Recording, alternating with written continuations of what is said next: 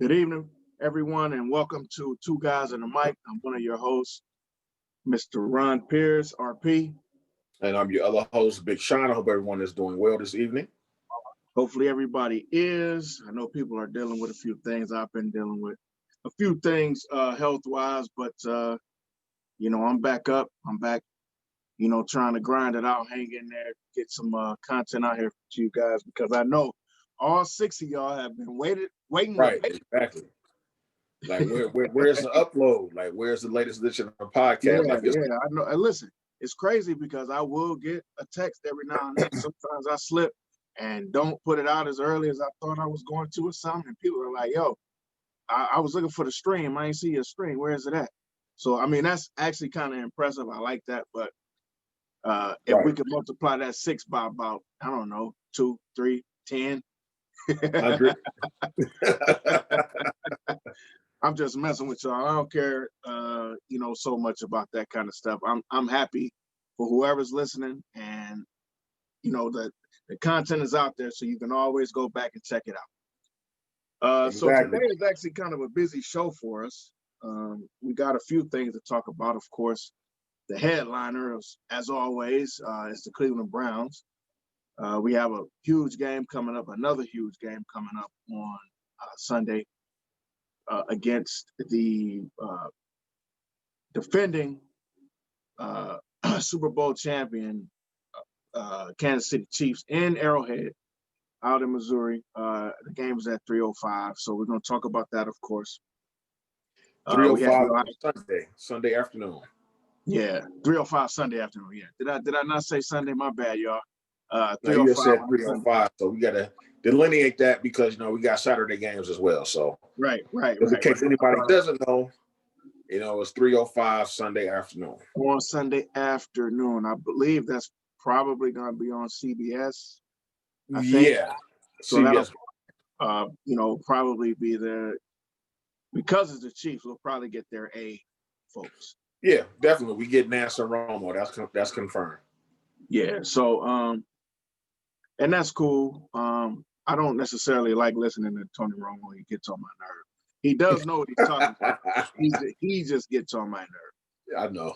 It's not that he's inept or not smart or don't know what he's talking about. Tony Romo just gets on my nerve. There's a few guys that commentate, not just in football, that just get under my skin, and I don't want to hear anything that they got. Yeah, he can get a little over exuberant sometimes. He sounds like a little kid. But in a way, that's a good thing. But because he's not a cookie cutter commentator or color analyst. No, he's not. He's going to give you his honest opinion. You can tell he's actually enjoying watching the game. His analysis is on point. But I get you. I get it, though. He can be a little annoying. And he does know what he's talking about. Like, I don't want people to think or feel like, oh, man, you just hating. No, this dude know what he be talking about. Like, the stuff that he brings up and points out, he calls plays sometimes, before they get all the way lined up. He's like, yeah, watch for blah, blah, blah. Like, the dude knows what he's talking about. To be honest with you, I think he might be. I know he's had a lot of big numbers and all that stuff, but seriously, I think he might be a better commentator than he was a quarterback. Yeah. Like, just I do like him better than Phil Simms. I like him way better than Phil Simms. I didn't dislike Phil. And Phil was a lot like him in that he knew what he was talking about. He really knew what he was talking about. Phil is a smart quarterback. He's, which meant he was going to be a smart, because he didn't have, he's like Bernie Kosar. He didn't have a lot of physical traits that would make him last as long as he did. He had to be the smartest dude on the field. He had to know his playbook. He had to know where you guys are going to be at. And he threw a nice ball, so it wasn't that.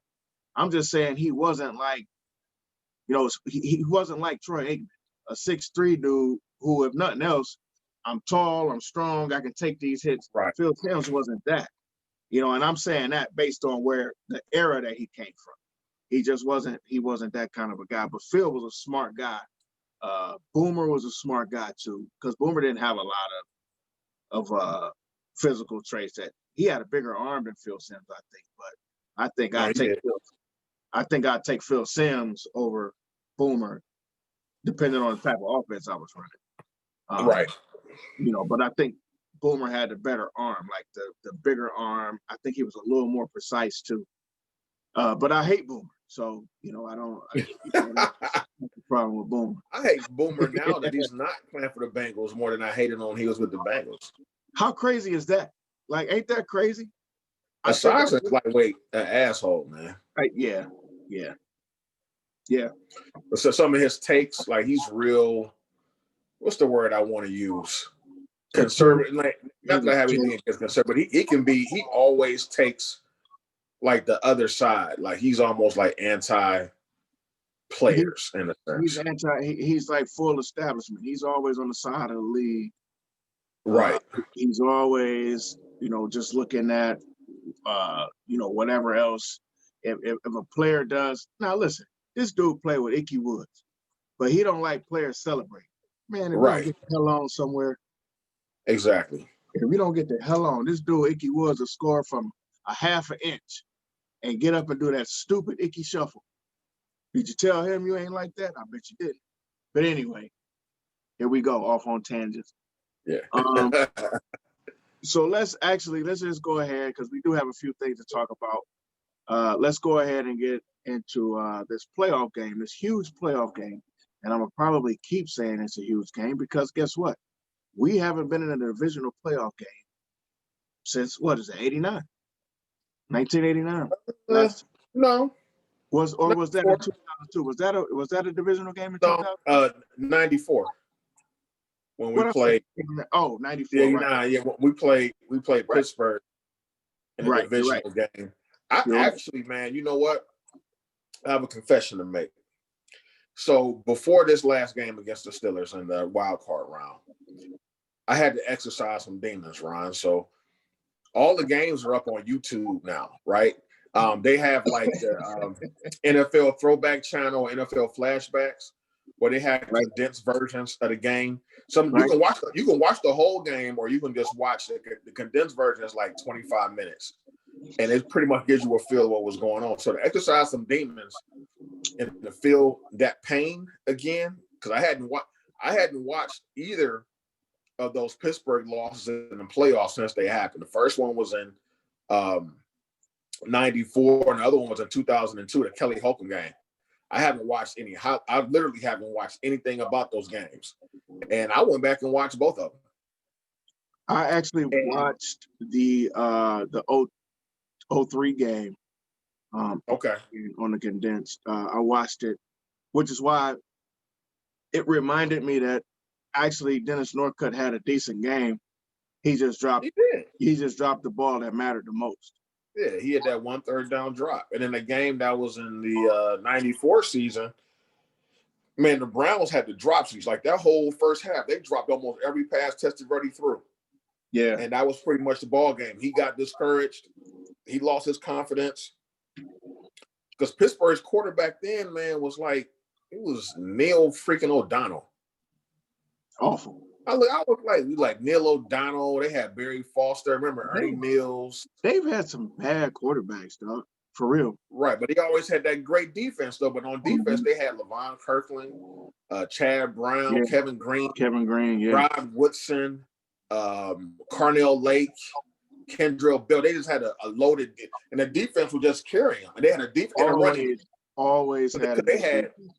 Not only did they have Barry Foster, they still have Bam Morris. Wow, I forgot about that. You know what I'm saying?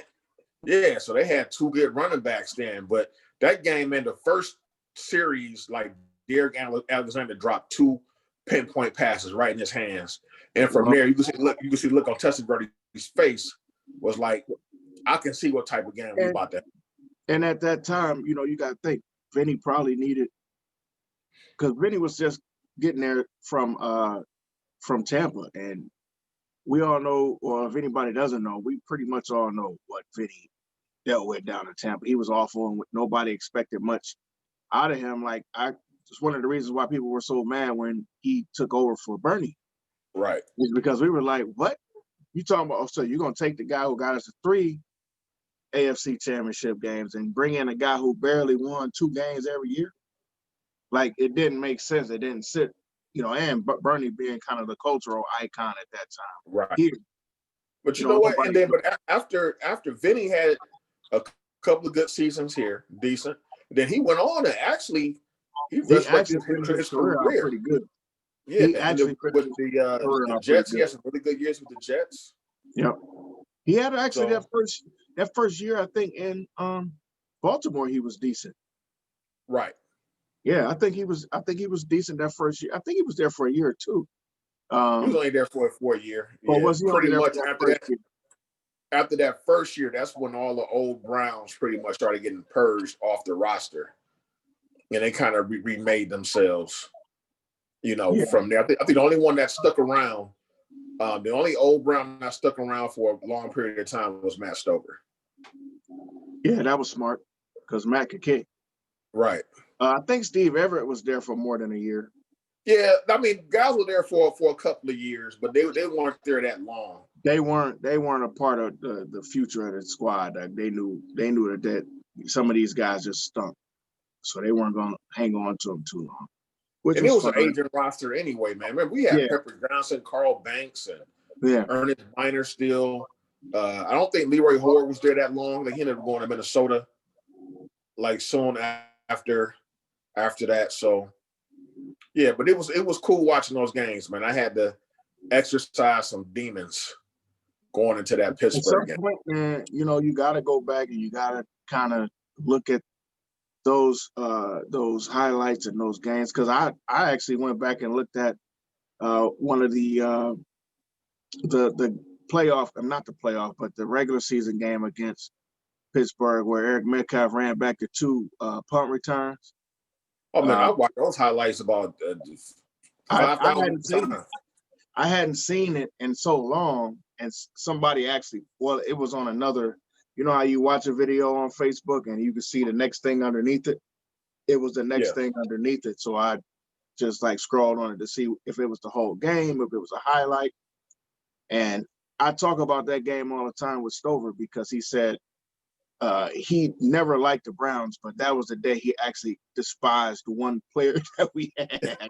and that's why he hates. So if I bring up Eric Metcalf anywhere, he's almost always ready to punch me, because he hates Eric Metcalf. Because he basically, it's just like with Josh Cribbs. He hates Josh Cribbs too.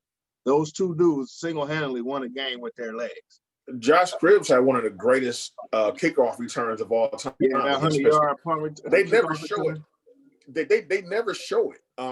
As far as any type of historical highlight or great kickoff, man, that's the one. He missed the ball. He rolled down to the 1, and he pretty much tippy-toed like 15 yards down the sideline.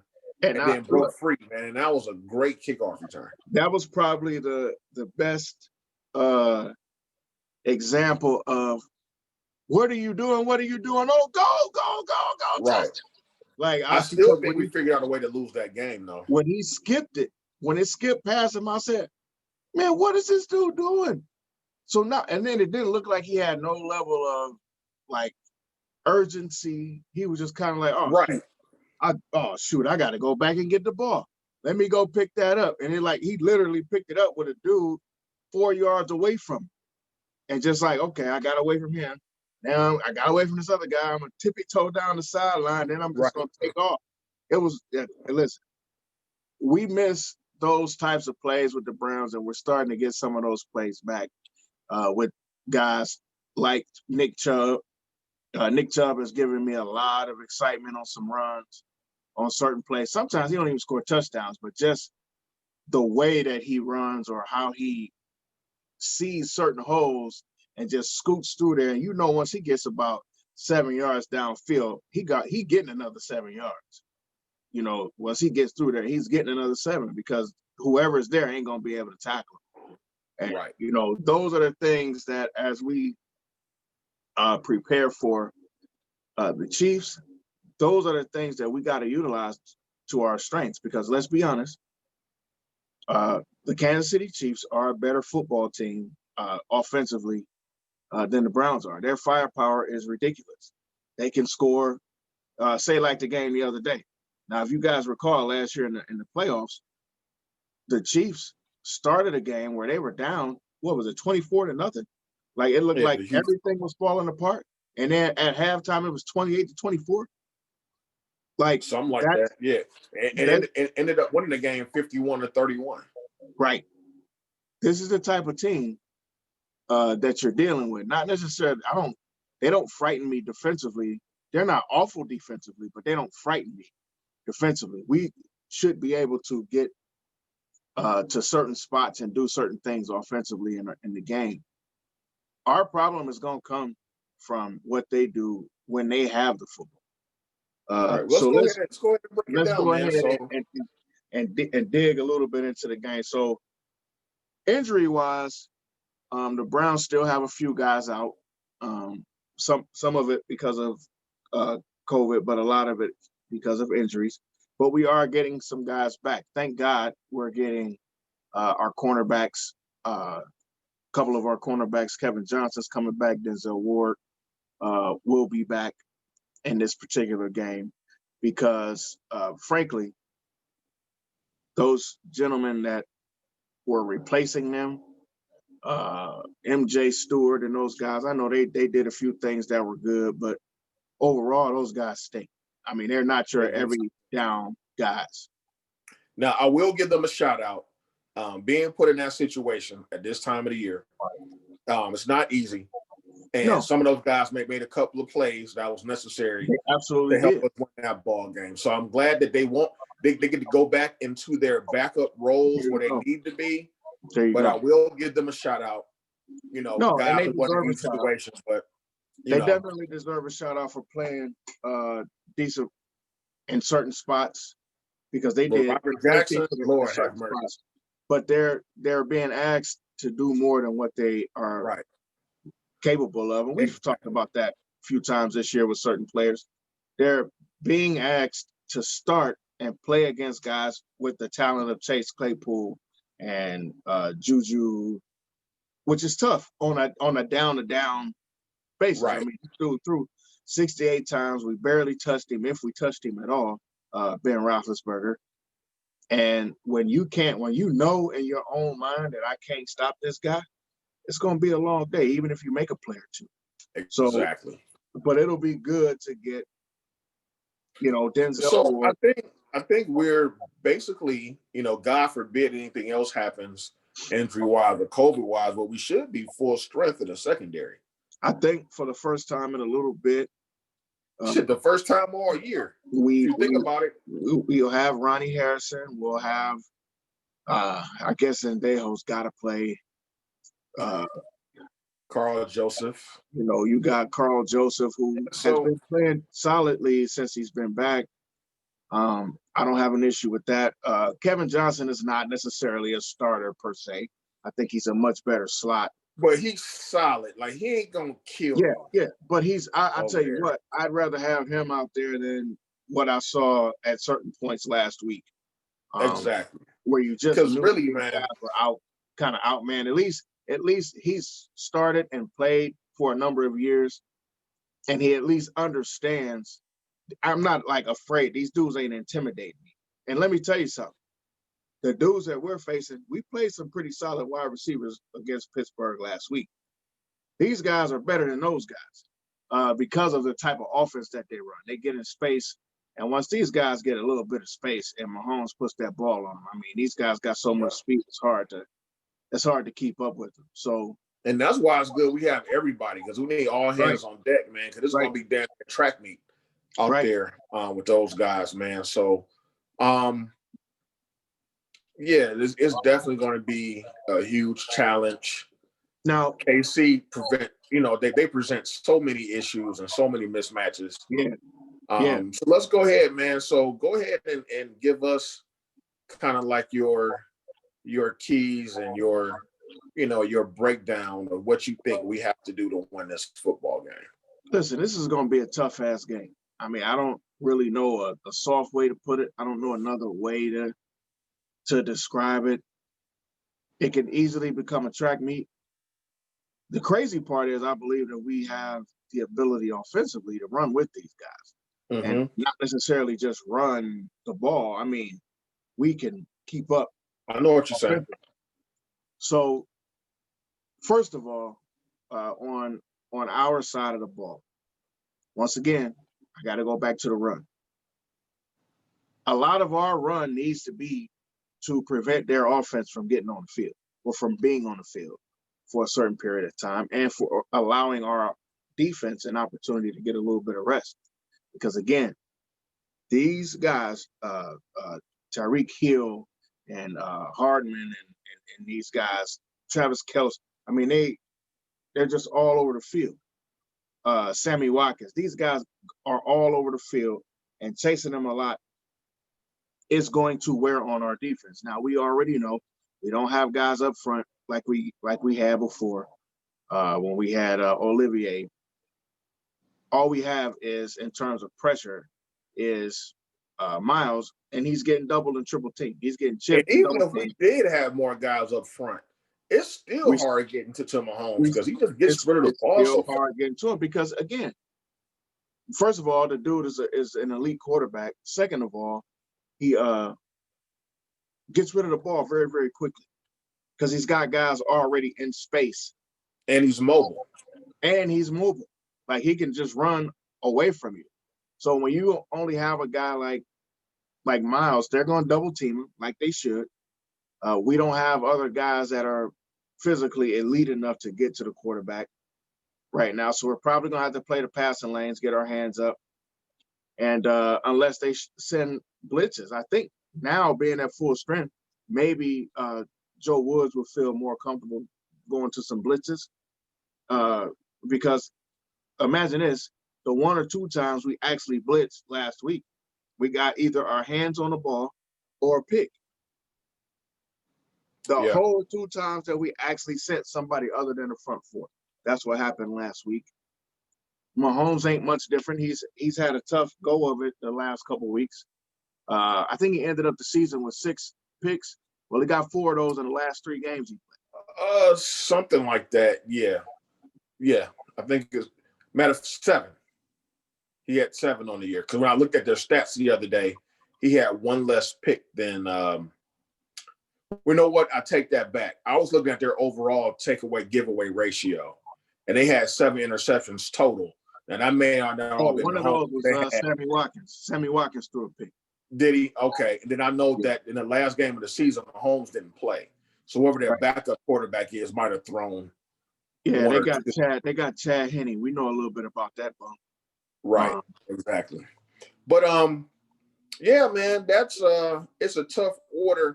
And what you were saying about running the ball to keep them off the field, keep the defense off the field, and keep the Chiefs offense off the field, I think is a great strategy. I just don't think Stefanski will do it.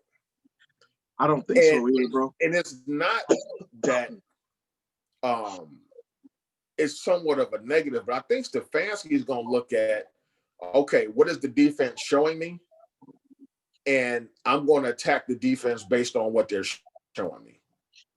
You know what I'm saying? Instead of just saying we're going to impose our will. Now, I hope I'm wrong because really, to me, this will be a game where Chubb and Hunt it's going to be like 40 carries between the two. To me, it should be. Also, again, you know me. I listen. I think football. I believe, and I've never said this before, but I agree with you. I agree with what Corey kind of backed you up on this. Football is simple. We have some very special offensive players. I like to run the ball because I think we have some special running backs. I think we have a special offensive line. So running the ball ain't a bad thing. We also have understanding that running the ball controls parts of the game. It changes how the defense plays when we can just run the ball. Running the ball is like it's laid all day, like scoring inside. You know what I mean? When you score inside, now these guys are like, man, we got to stop them from scoring inside. Now that just opens up free shots for you on the outside. The same thing with football. Right. When you run like you want to run, next thing you know, you got guys coming into the box, and now you're getting the single coverage stuff that you really want. You want Jarvis in space. You actually want Hollywood in space. There was a stat type of there was a stat that the guys on 92 have brought up that the Chiefs have lost in the last 2 years. They've lost 6 games. So, but he said in all those 6 games, they've given up like a ton of rushing yards, like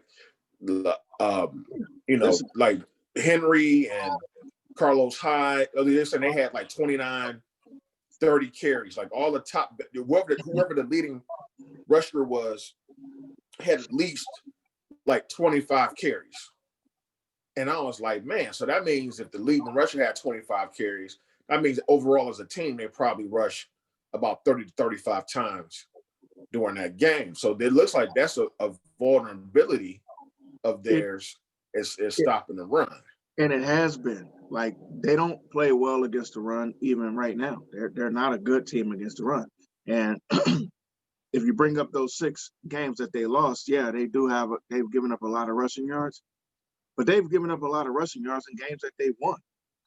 Like, they just don't play well versus the run. So again, this is one of those weird angles where if you're doing this analytical thinking, I don't know that this is not analytically thinking. Hey, they don't play well against the run.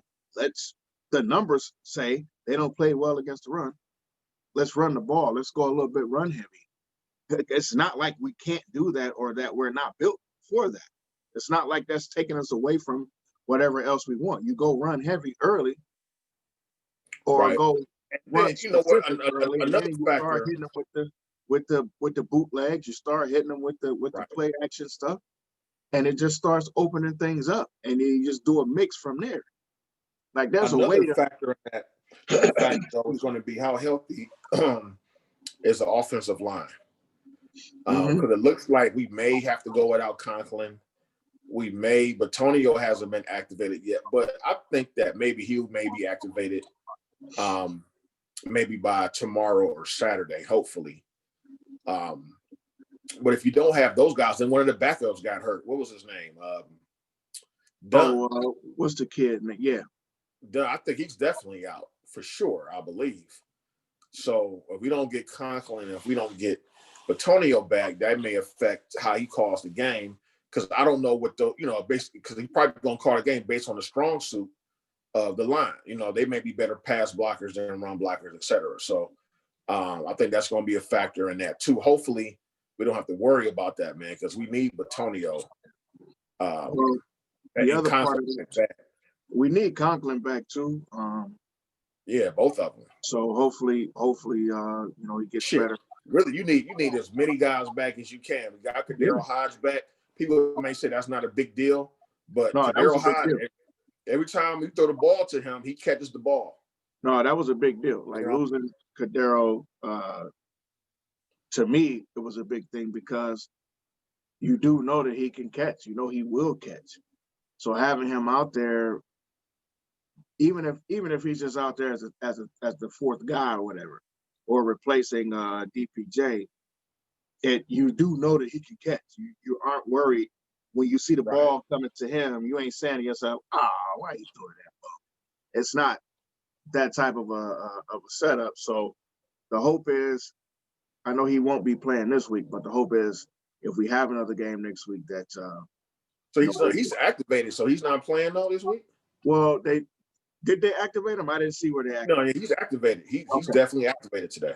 Okay, that was today. Now it could be if he's not physically able because of post-COVID symptoms, I could see that. But I don't think they would have activated him if he wasn't ready to go. And I kind of went under the radar today. I think they made that announcement today that he was active. Yeah, it was Tim and somebody else. Somebody else they activated today too. Today, yep. Today they activated Kadero, Hodge, and so far that was it. Maybe it wasn't somebody. I thought it was so far 2 guys. Let's see.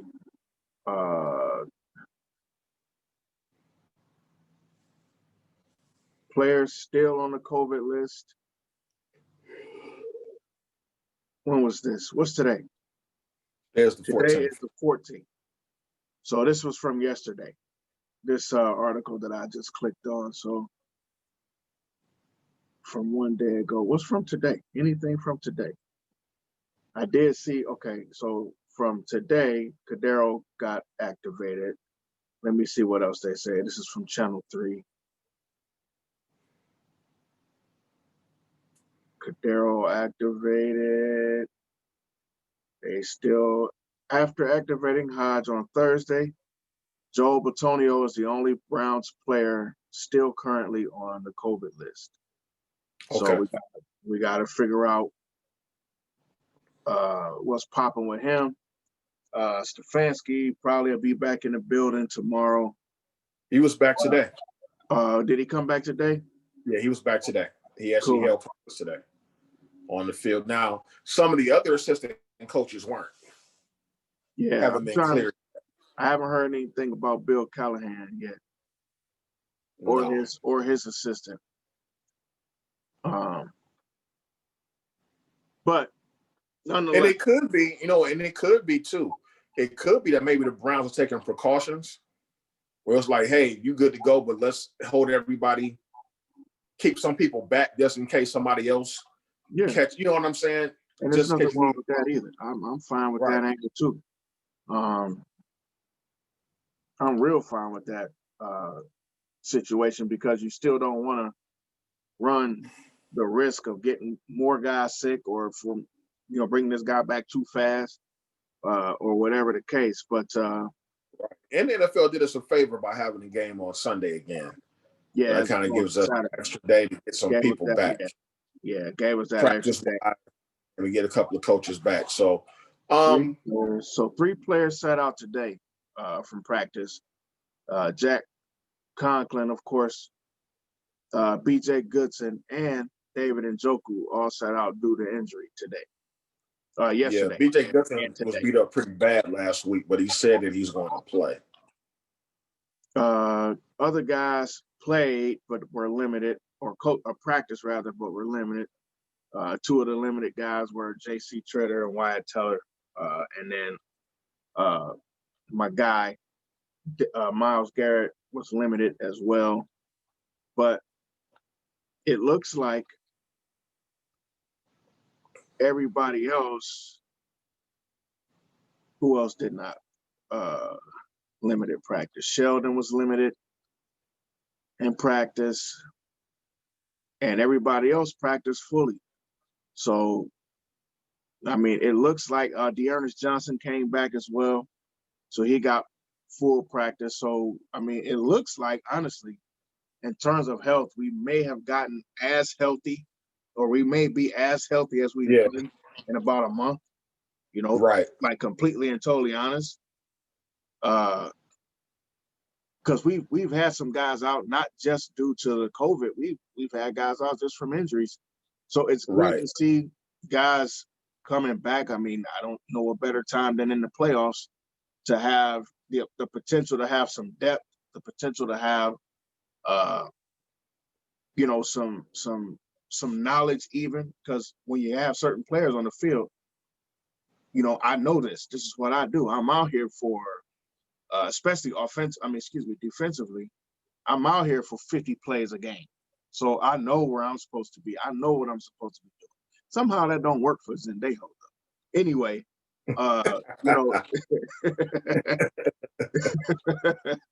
but anyway, it's good to see the guys starting to come back. So that's going to help us as well. I think defensively, we're going to get our feed off of the offense.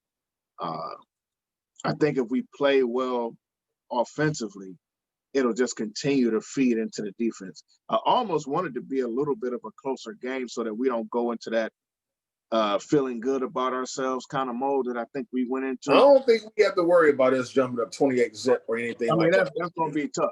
That's going to be tough. I think that's one thing we need to be worried about. But I get what you're saying, 100%. And to your point, if the offense is doing what they're supposed to do, maybe the force of defense is like, hey, the offense kind of been carrying us or whatnot. It's time for us to step up and do our part. Yeah. So But I think that Joe Woods is going to play soft again. I think he's going to play, kind of that bend, don't break, get him in the red zone and try to keep him, out of the end zone, force him to field goal. I don't necessarily agree with it, but I think he's been doing that philosophy all year. I don't think he's going to change it now. Right. At this point in the season. So Browns fans, I think you have to be prepared for a long day. I'm not saying we're going to lose the game because we'll get to our predictions later. It's just that we're probably going to give up a lot of yards and a lot of points. So, and it might look ugly at a certain point, I think. I think it might look ugly for a short period, kind of. Not like Ohio State, Alabama, but I think we may see 2 or 3 drives where they just score a touchdown. Boom, boom, boom, boom. Like, right. But be encouraged that we have the ability to go right back at them and score with them. They just present like the Kelsey matchup is something that we just don't have an answer for. Nope. At all. Nope. We don't have any linebackers. Nobody in the league does, though. Nobody in the league does. Right. So just be prepared because I know, people's going to panic and, oh, no, can they run it up and down the field? But that's going to be a part of the game. Now, also. I'm going to steal real quick, bro. I'm going to steal one of Sean's phrases that he's used all season long. You can't act surprised that this defense ain't that good. Because they have not been good all year long. No. So don't get to the point in the game where you're like, oh, man, they missing tackles, or, oh, man, Zendejo stinks. Yes, he does. And we do dumb stuff sometimes defensively. Sometimes our schemes just aren't that great. I'm not 100% sure if it's because we always have issues on the defensive side in terms of injuries and stuff or people missing, or if it's because of the play that was called. I'm not 100% sure which one that is right now, but we've seen it all season long. So as Sean was saying, just prepare yourselves. We could see some ugly football from during certain possessions. Right. Also, don't bank on us getting 4 interceptions like we did against Pittsburgh because Kansas City does not turn the ball over. And what's funny is that the Browns and Kansas City are neck and neck, right next to each other in turnover ratio. I think Kansas City was ranked 5th in the league, and we were ranked 6th. Yep. And it was only a difference by 1 turnover, where they got a lot more takeaways than we did. And they don't throw interceptions. They fumbled a little bit more than I thought they did. I didn't have the exact numbers. I forgot to write them down. But the overall, giveaway takeaway ratio was only 1 in favor of Kansas City. So don't expect us to get turnovers. Well, I'll tell you what, we're going to need a turnover. We're going to need a turnover. Yeah, you're going to need some luck. At somewhere during this game, you're going to need a lucky play. I mean, think about this. This offense does not turn the ball over. So we're going to have to force some hiccups. They also can score in one play. So even if you go 2 or 3 possessions where they go 3 and out, they can still go down and score and be right back in the game. So we're going to have something else to offset that. So the defense is going to have to dig deep, man, grab into them trenches, man, get into those trenches and really, really, really play some good football because we're going to need it. Offensively, I mean, the same thing. We can't have guys dropping balls. Baker has to be settled. I think, again, I said this before, I'll say it again. The run game and the short passing game, especially screens and jet sweeps, the things where we can get our specialty guys in space, the guys that are tough to tackle, like Kareem Hunt, like Jarvis Landry, and like Nick Chubb. Those plays are going to be at a premium. We're going to have. And what do you think about Kareem Hunt going back to Kansas City? Do you think that'll be a big factor in the game? It seems like it. Nick Chubb said that Kareem's been waiting on this game all year. Mm-hmm. Like he said it. And listen, Nick Chubb don't say much. So if he brought that up, it probably means that Kareem has been talking about this like every week. You know what I mean? And Like, I understand why, because Kansas City really didn't do any due process when they cut him. They did that. The video came out, and it was like, man, you out of here without no explanation, no nothing. Now, let me take that back. I think that didn't Andy Reid say that Kareem Hunt may have lied about it at first, and then when the evidence came out, that's what pissed them off. I don't think he told them about it. Is what. Something to that. Yeah, so I take that back. I don't want to say Kansas City just cut them, without any cause. But I'll tell you what, though, I'm sure from Kareem Hunt's vantage point, when he got cut, I'm willing to say he was as important to that offense, or as used, should I say, in that offense as Tyreek Hill was. He was a problem.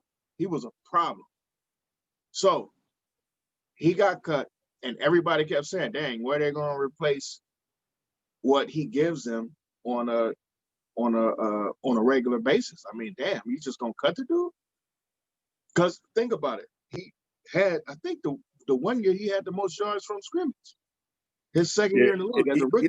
He led the league in rushing his rookie year. Yeah. In his second year, he was up there, I think, in scrimmage yards, like overall yards. I think he led the league in scrimmage his second year, and he led the league in rushing. And so this dude ain't no bum.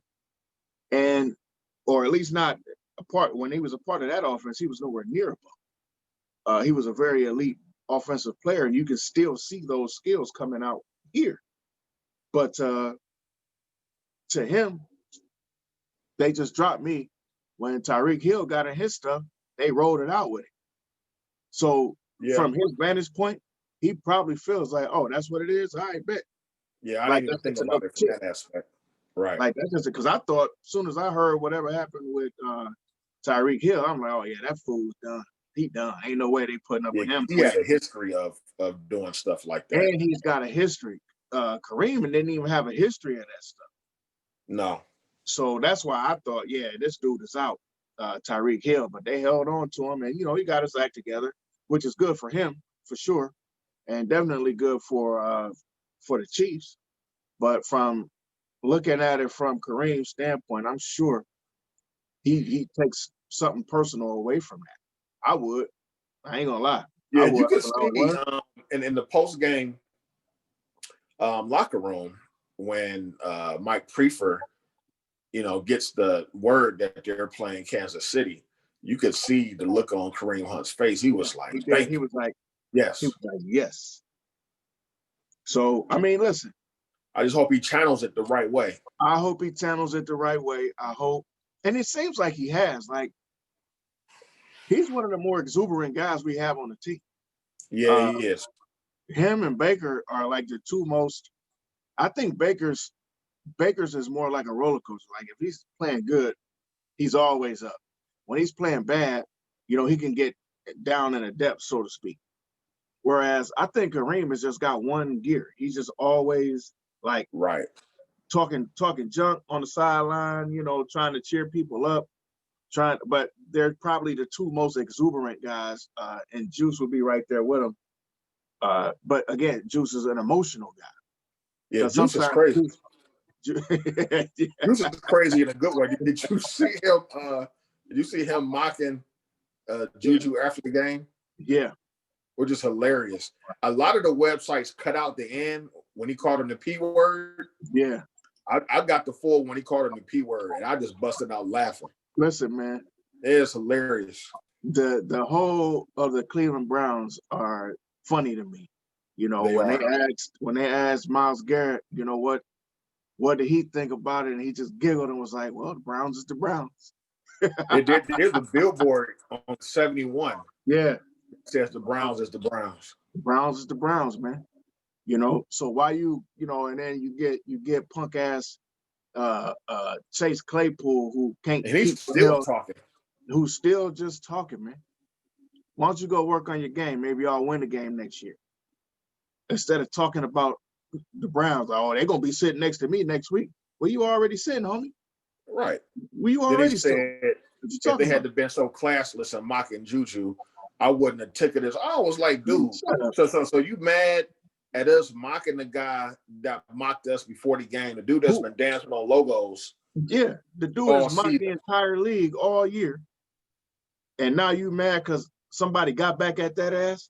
Right. And you want to talk about classless?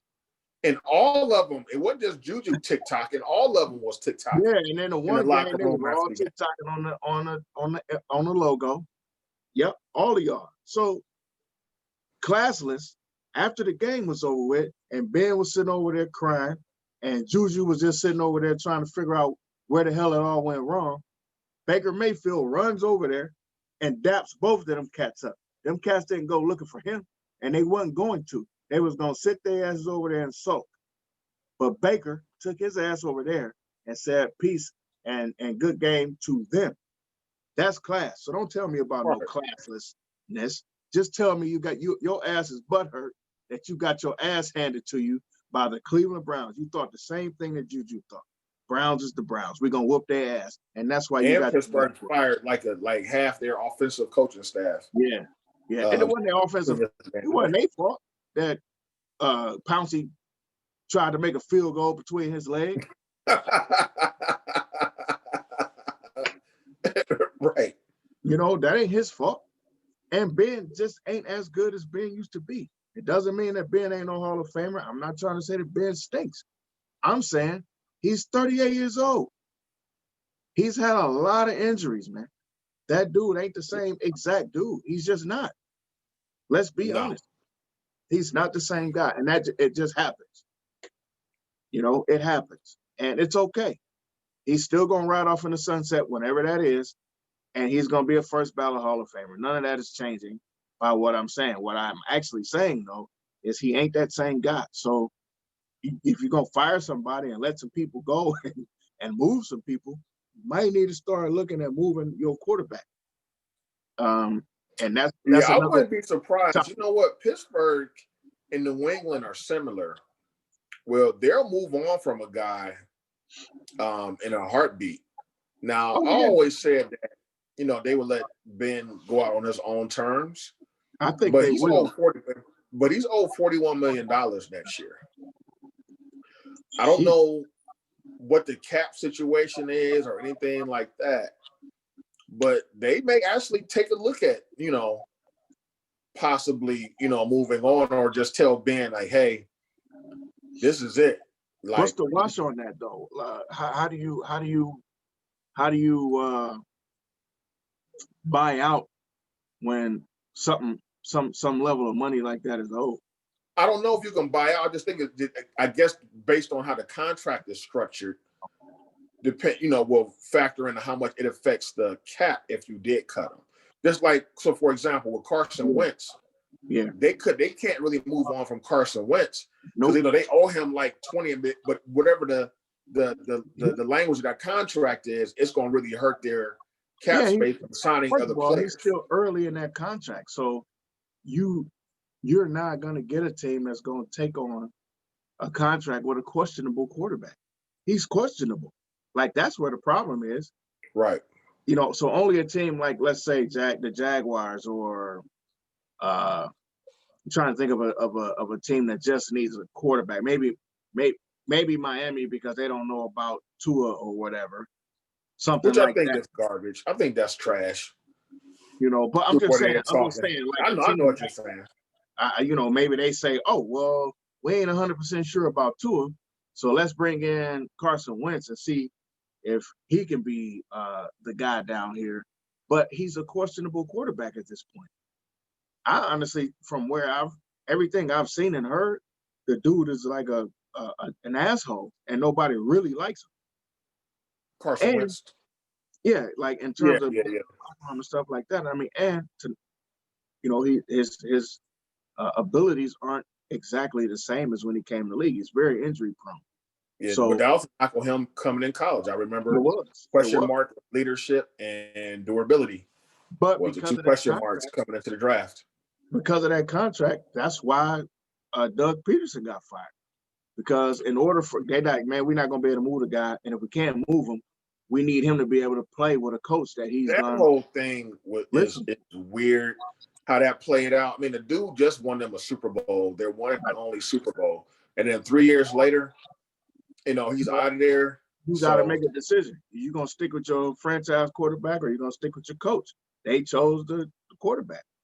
And I don't know that he's the franchise quarterback, by the way, but I'm just saying they're paying him franchise quarterback money. Yeah. And that's why you need your coach and your front office have to be in lockstep. Because you would think after that, everything is cool, everything, trajectory is going up. But you remember though, but if you think about it, when they won the Super Bowl, they won it with Nick Foles and not win. So there in itself creates an issue.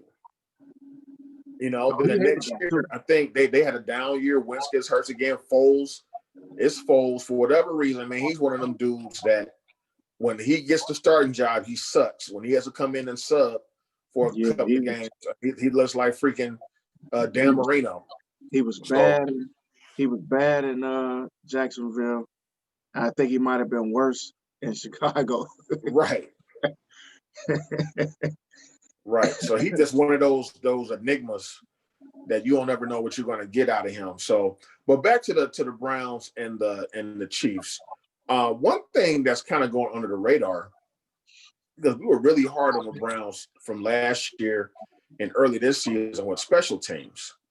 And our special teams has actually gotten a lot better as far as like kickoff and punt return coverage. We haven't given up any big runs. No. And on the return side, Dearness Johnson for the last 2 or 3 games has actually been very solid returning kicks. So you're saying he's been solid all year. I like DPJ, but I think DPJ is one of them. Man. He's like a damn daredevil. Yeah, he's taking so many chances for me. Yeah, he's like a damn daredevil. I like him back there, but there's those times where you like, they'll show him, and I'm thinking to myself, did he already throw it? Fair catch, right? Like, did he already throw it before the camera got down there? It'd be 10 defenders surrounding him, and he still ain't called for the fair catch. I'm like, man, this dude diving for ball, like the ball is going out of bounds, and he diving for why are you diving for the ball and this on his way out of bounds? Like, bro, what on earth are you doing? Right, you killing me, bro. And it hasn't backfired. It hasn't backfired yet. It hasn't. I'm shocked it hasn't, because I'll be waiting for it. When I see number 11 back there for a punt return, I'll be bracing for it. It's almost like you bracing. You in a car, you about to hit something, you brace for the impact. Yeah. You be like, I be bracing. I be bracing for the fumble. I'm like, this fool gonna fumble the hell out of that ball. He be waiting for it. You know what? Josh Cribbs used to do that to me too. Every time I used to be like, oh my gosh, okay, he got 15 yards out of that. How? Right. But I agree with you. I think our special teams has been short of the kicker, our kicker, not the punter, because I made that plural, so I want to be clear. Right. Our kicker. I don't have a lot of faith in Cody Parkey. I've been saying that for a little bit. I didn't have faith in him when we signed him or re-signed him. And I say re-signed because he was here before. Why is it so hard to find kickers now? I don't know. I don't know what it is. Because we're not alone in this. Every team in the league, except for the Ravens and who else? It's maybe like 1 or 2. It's like 3. It's only like good kickers. It's only about 5 teams in the league that have a kicker that probably isn't going anywhere. Everybody else is marginal. And yeah, you can look at their numbers and say, oh, they're like 85% or 80%. Listen, this is another reason why you need to stop stat watching and actually watch games, because you can make all the kicks you want, but if you miss the one that could win us a game, you stink. And that's always going to be my whatever I use, my measuring stick. Did he make that kick when the game was on the line, or did he make the field goal? See, if he hadn't missed that field goal, we only lost by 3. If he made that field goal, could have been overtime. If you leave, it's to the point now where almost with every team, you have to hold your breath on every kick, every extra point, and that's cool, every field goal. Because I think that's what they wanted to go for when they did that with the points, when they pushed it back. So it does add another level in terms of competition, but I still think that a 20-something yard field goal, 25-yard field goal, is a chip shot. I think you should make that. I think you, and again, I'm saying that as a guy who probably couldn't make a 25-foot field goal on a regular basis, but that ain't my job. This ain't my job. This is his job. So he said he could do this. I think that if you do this job, you should at least be able to knock down these 25-yard field goals. You should be able to knock down some of these other 30, and because let's be honest, when was a 30-yard field goal a hard field goal, 35-yard field goal? Right. We only, in terms of what people say is a tough field goal, is somewhere between 43 and 48 yards. That's when it gets a little bit like you're like, okay, right. You know, you need to get, but a 35-yard, 34-yard field goal, man, make that damn field goal. Cody Parkey missed a 40-yard field goal against Miami the year we went 0-16. That was probably the one game we could have won. Oh, I remember that. Yeah. You know, and he missed it. So, just think how far we've come, man. That year, Cody Kessler was the quarterback during that game. Yikes. Right. Yikes. Oh, this is totally random. Guess who's still in the league? Who? Manti Te'o. Did you know he was still in the NFL? No, I did not know he was still in I had no idea. He's with the Bears because he was in the game because one of their linebackers got hurt. He was being replaced by Manti Te'o. I had to look it up online. I had to Google it to make sure it was the same Te'o that was the only one. It's only one. He like Ric Flair. And the Bears, and somehow Barkevious Mingo was on the Bears. Now, like that dude, he changed teams like 5 times during the year. But you know what? Barkevious is. I never thought that Barkevious was a bad football player. We just didn't play him anywhere near, or develop him anywhere near the way he needed to. We were trying to turn him into a defensive end, which he just. The dude was 6'5", 218 pounds. 18 pounds, right. Like, what are you talking about? So you think you're going to put on 40 pounds and be able to play right? I don't know why they just didn't make him like a safety or something. Just make him a damn linebacker. He could play linebacker. We needed linebackers. And to ask a guy to put on 10 pounds versus 40. Right. But, you know, they always brought in guys out of position and tried to force them to do some hybrid. Man, just listen, if the dude is a linebacker, just let him play linebacker. Let him figure that part out. You know what I mean? Damn.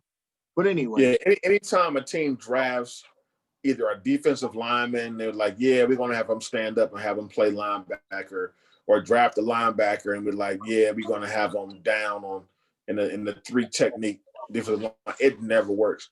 I have yet to see that work on a regular basis. You might have a decent I'm sure it has somewhere in the history of football. What are the numbers on that? It's probably, like you said, it's probably not many. Right. That are able to change like that. So you have any other, keys only thing I'm only worried, really, honestly, I'm pretty much only worried about the pass game with these guys. What's it called? Clyde Edwards-Helaire, however you pronounce it. Hopefully I'm not butchering it. He's not playing. His ankle is still messed up, so he's not playing. I think Le'Veon Bell is going to be the running back. I don't want Le'Veon to go back to 4, 5, 6 years ago when he was in. I think Le'Veon Bell is done. I think those days are over. Now listen to what I'm getting ready to say, Sean. Listen to me. I actually feel that Le'Veon Bell is pretty much done. Listen to what I just said, though, because we are the Cleveland Browns. If you got one more good game to play, You can't have it on a Sunday, my dude. You cannot have it on a Sunday. So I don't want to underestimate the potential that this dude, for whatever stupid reason, ends up running for 3 touchdowns and 130 yards. Well, where's Damian Williams? Is he hurt? I don't think he's hurt, but I think that you're going to end up seeing more of Le'Veon than you would. They phase him up because Damian Williams is a good back. He always played well, solid for them. So he plays solid, but he ain't going to play all game. They always interchange their running backs, especially in short yardage situation. My point is, keep these guys to just almost, and not that that's better, but if we can keep them one-dimensional and just have to deal with them passing the ball all over the damn place and trying to figure out how to stop the pass, we got a tough enough deal in front of us. Yeah, because here's the thing, like Woody Hayes said, reason why he hated passing the ball, because he says only 3 things that can happen, and 2 of them are bad. So you're right. So in that philosophy, the more they pass, the more they have a chance of making some type of mistake. Here's one thing that I think, too, is going to be a key in the game. So I pretty much gave my keys. We both gave our keys overall. But one thing I think that may be overlooked is that I don't think Kansas City respects the Browns either. No, they don't. Now, they're not going to take us lightly. The difference between not respecting the team and taking the team lightly. I don't think they respect us. I don't think they believe that we can beat them. Now, where that can come into play is maybe they're not as hyped up for the game as we may be. Because I think they're like, look, man, they probably looking at the film right now, looking at Big Ben throwing for 500 yards. And they're probably like, man, if Ben threw for 500, Mahomes going to throw for 675. Right. You know, and that can be a dangerous thing for them because what was it? Tony Kornheiser was like, yeah, the Browns, they beat Pittsburgh, they won't be as hyped up for this game as they were at Pittsburgh. And I was like, no, the Browns are hyped for this game. I haven't really heard them say too much. They hyped because, I mean, again, we ain't been in the playoffs. Right. So the Browns are hyped, period. They hyped. Listen, they've been waiting on this. Baker has been waiting on this. Doesn't mean that, we were going to go in there and be great at it. What I'm saying is they've been waiting on this. We've been doubted for so long. People keep telling us the same. Listen, this ain't the first. You think this is the first time somebody said they ain't worried about the Browns around them or to them? No. They're sick of hearing it. They're sick of hearing it. Exactly. Especially, in case you look at me, they're probably a little bit arrogant, and they have the right to.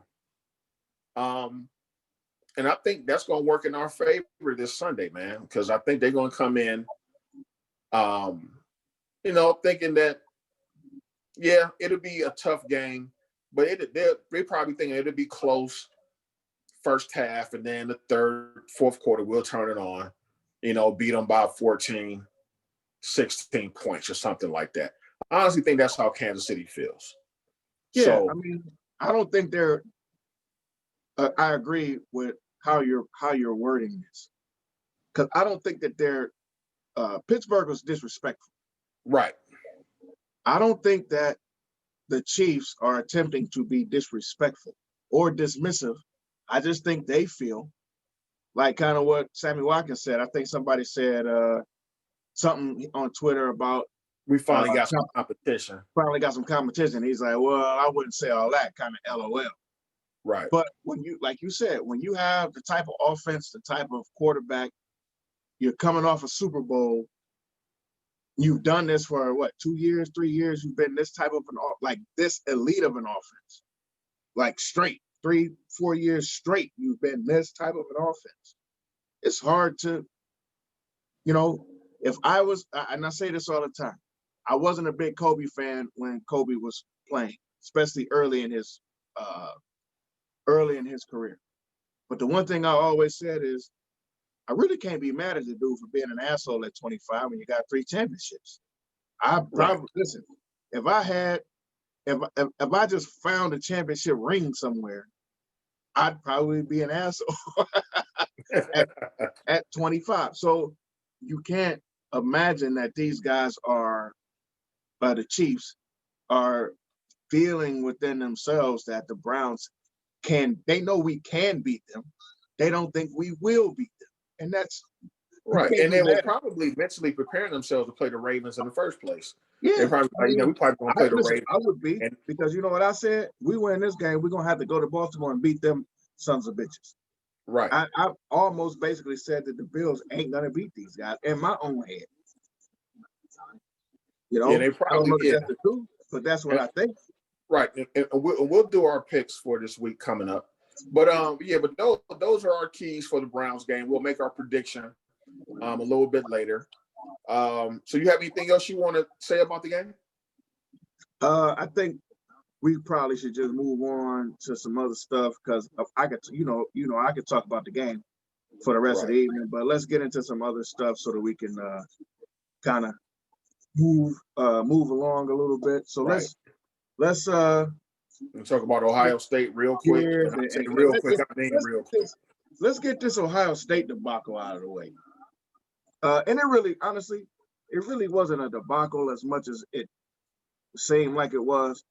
The truth is, and I thought this,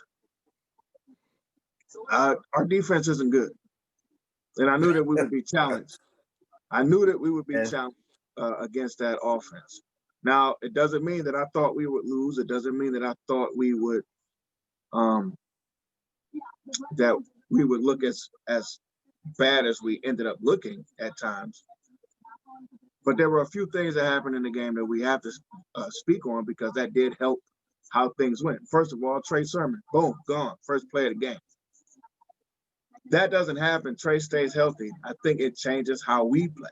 I think it changes our rhythm and our momentum. But we never had an opportunity to get that guy any rhythm. And for those of you who may not know, Trey Sermon is a guy who has, and I said this all year, he's a shifty guy.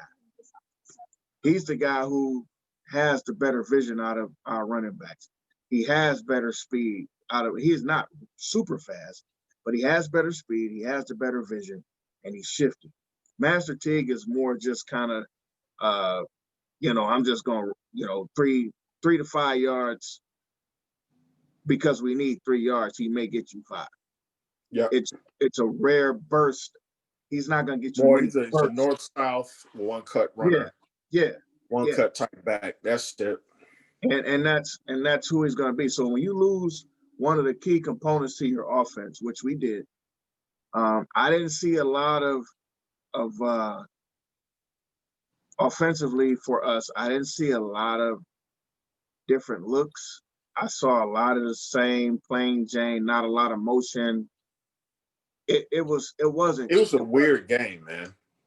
And then you look at the other side, the way that they were moving Smith around, doing the different things with him to get him into space.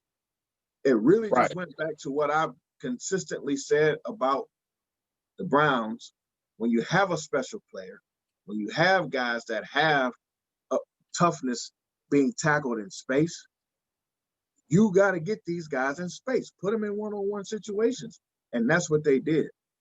They put this dude in I saw him line up on the slot. I seen him line up, in the middle of a three-man set. I've seen him line up as a single set. I saw him line up on the outside of the 3 wide receivers. He was everywhere. That dude was all. What's the name of Miami Stadium? What is it? Sunbank Field or SunTrust Stadium? SunTrust. It used to be. Whatever the name of it was. Devontae Smith was all over it. When Alabama all over the place. When Alabama was on defense, Devontae Smith was in the stands selling hot dogs. That's how much he was. How all over the place he was literally everywhere in that damn stadium. That dude had in the first half something like, was it 17 catches for 250? Was it 11 for 215? Yeah, something. Like, he had a full game's worth of catches, and I think two or three touchdowns. Something like that. He had it's almost like it's almost like whoever Ohio State defensive coordinator is, he looked at that film, got scared to death, and just said, you know what? He took a defensive playbook and was like, hey, man, you know what? No, we can do it. Yeah. Like it's nothing. I don't have anybody that can check this guy. And the crazy part is because you know, their quarterback, what's the kid's name? Mac Jones. Mac. I kept wanting to say Max. Mac Jones is kind of like the Peyton Manning of college football. He basically gets to the line, reads your defense, figures out of your and man figures out of your, you know, two deep zones. If you got guys playing up, he figures out what you're gonna do, and that's where he makes his decision on what he's gonna do with the play. The problem that we had is every time we went to man, he sent this guy into he sent Vontae Smith in some sort of motion to make sure that these dudes was, oh yeah, that's man, because they chasing him across the field. Now I'm gonna do something goofy, like have him go back. So now this dude got to go back across the field and then get rubbed or get almost rubbed. But I'm gonna tell you the God's honest truth. I'm gonna tell you something that a lot of people won't say. I'm gonna tell you something that bothers me to my core. I watched that game, and before the game was out of hand, not after the game was out of hand, not that that's better, but when the game was still in potential of being competitive, I did not see Ohio State defensive players, especially in the defensive backfield, with any sense of urgency trying to get to those edges or trying to get and catch. Specifically, I'll go even more specifically, because our safeties are trash. First of all, let me get that out of the way. Ohio State safeties are trash. I'm sorry, not Sean. What is his name? What is our I can't call his name. I can see his face, can't call his name. Our cornerback, Wade. Sean Wade. So let me say something else. Sean Wade was one of the prime guys he was not running hard to chase this guy down to, like, if nothing else, you may not be able to stop him from catching the ball, but I might be able to stop him from getting a touchdown. There was no effort. It was zero effort. And this is when the game was still in some levels of we can still compete with them. It was after some of those touchdowns that it got out of hand, but that still goes to you as a person, as a player. You got to play harder. And I didn't see that. Also, Mr. Wade, listen, if I had voted for him to be the All-American, I want to take my vote back. I wouldn't have. He a senior, wasn't he? I think he's a senior. I think he was a senior, right? Yeah, so his draft stock probably went out the window. I think he might be a junior. Well, personally, I hope he's a senior, so he won't be back next year. He stinks, man. His technique stinks. Awful. And here's something else that was crazy about that game, is that I was like, why don't they try to double team Devontae Smith or do something, just take him out and make somebody else beat him? But the funny thing is, once he got hurt and went out the game, nothing changed. Nope. Nothing changed. That's what I mean. That right there is exactly what I mean. Like, it was effort. I thought it was effort to begin with. First, I thought it was, man, like, I was watching their plays, Alabama's plays, and was like, wow, that was a great freaking call. Or that was pretty shifty how they did that. But then, as they show it from different angles, and I'm seeing what this guy did, all he did was go in motion and then come back. You mean to tell me that all he did was go in motion and you were following him, and because he stopped and turned around and they call a hike, you couldn't get to where he was going? You know, a line is the fastest way to one point. So Alabama's guys were just running free. That's what it was just weird. It was like it wasn't no physicality. It was none. Then you got the most ridiculous play I ever seen in my life, and it wasn't his fault. It was the safety's fault. I look up, I see Tough Borland 20, 25 yards downfield trying to cover Devontae Smith. I was like, man. And everybody was mad. Like, how the hell did they end up with a linebacker on this guy? That wasn't their play design. The problem was the defense didn't, and the coordinator did not recognize the play. He lined up in the slot, Devontae Smith did. He ran out, went behind because they were in one high safety.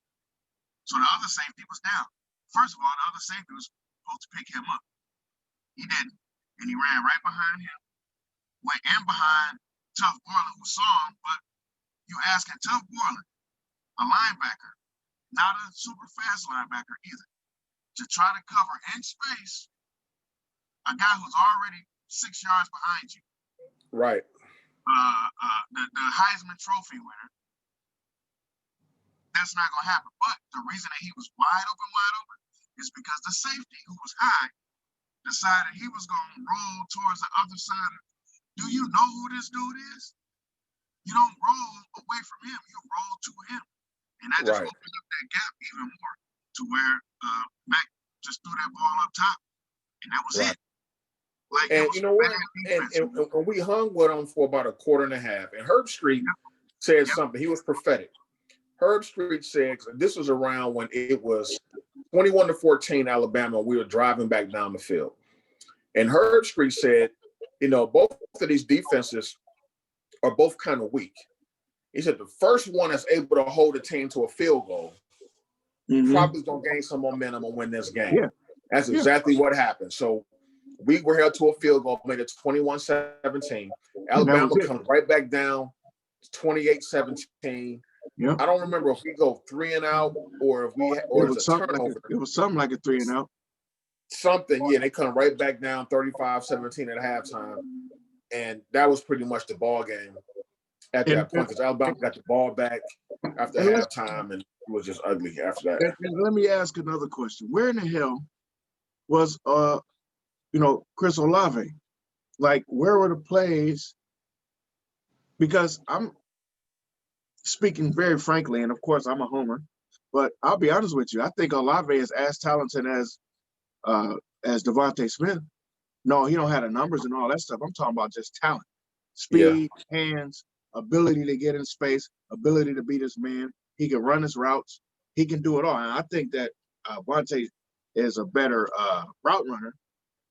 I'd say that. And he might be a little faster, but in terms of just raw wide receiver ability, Chris Olave is all of those things. We did nothing to exploit because I questioned Ryan Day too. Even when Trey Sermon got out, he wanted exclusively Master T. We got other backs. Yeah, I'm sure. That can have some type of change of pace. I can do it. Master T just gets on my nerves, man. He's just not. He's just a bruiser. He cannot be your 75% your of the primary back. No. And he actually, when he first came in, he was doing okay. Then Alabama got hit. Like, oh, this dude ain't, he gonna make one cut, and that's it. They started shutting him down. And then he, on that third, it was a 4th and 1. I know he had the hold. He had the hold. All he had to do was run forward. And even if he got to run into the tackle, just run forward. But what did he do? He gonna try to run to the edge, which you ain't good at, bro. No, he tried to all run that to speed the they got on defense. He wasn't. You not the edge running guy. You trying to do too much, and that's whenever I say don't do too much, kind of stay with it. For people who don't know, that's what I mean when I say that about any player. A lot of times I say that about Baker, but that's what I mean. Stay within what you know you can do well. This guy knows. I know, so I'm sure Alabama knows. Oh, you just put us in our wheelhouse because we got the edge speed, not you. The hole was right in front of you.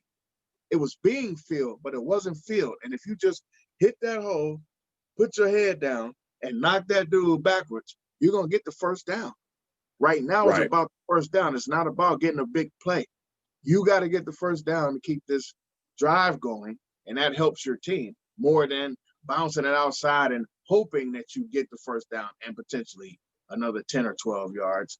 Just do the simple stuff. going back to the basics. My coaches in every sport I and ever this is the first always time said the same thing. Get back to the basics. that I can remember that our defense looked at. I mean, we look like a Big 12 defense.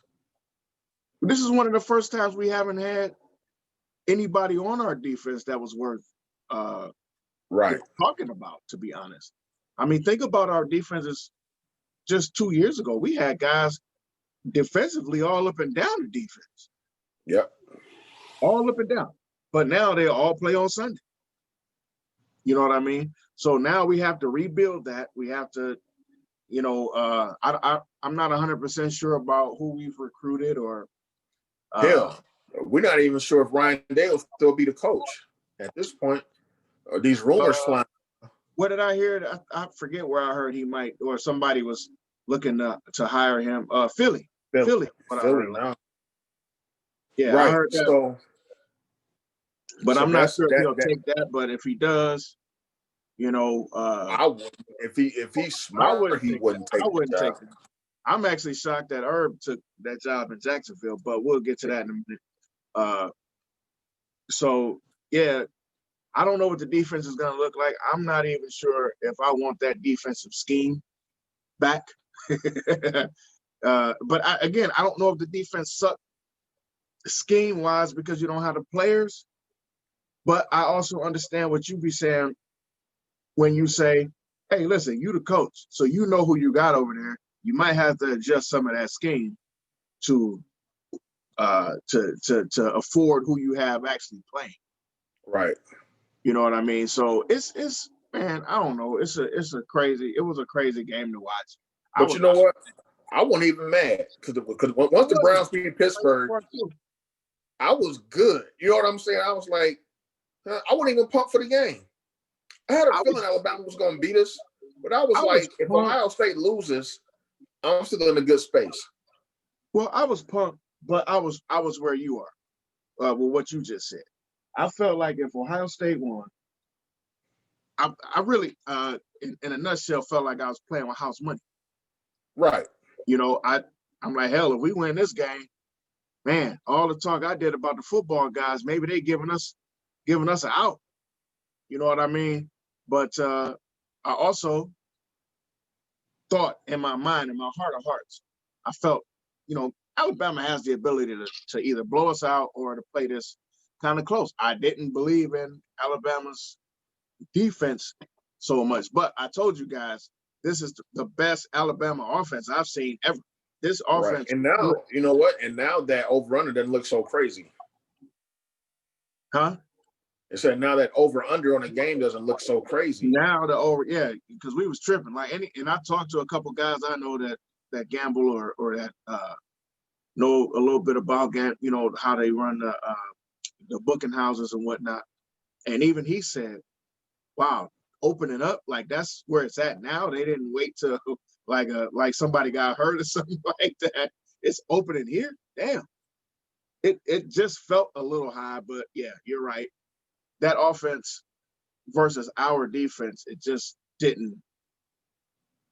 And again, matchups create the game and it creates, the whole situation. So they did a lot of mismatch.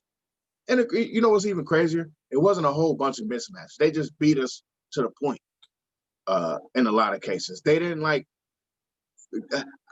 I was confused at certain points. Okay, if you can't get back across the field, why don't you run to a certain point on the field and somebody else picks him up on the other side?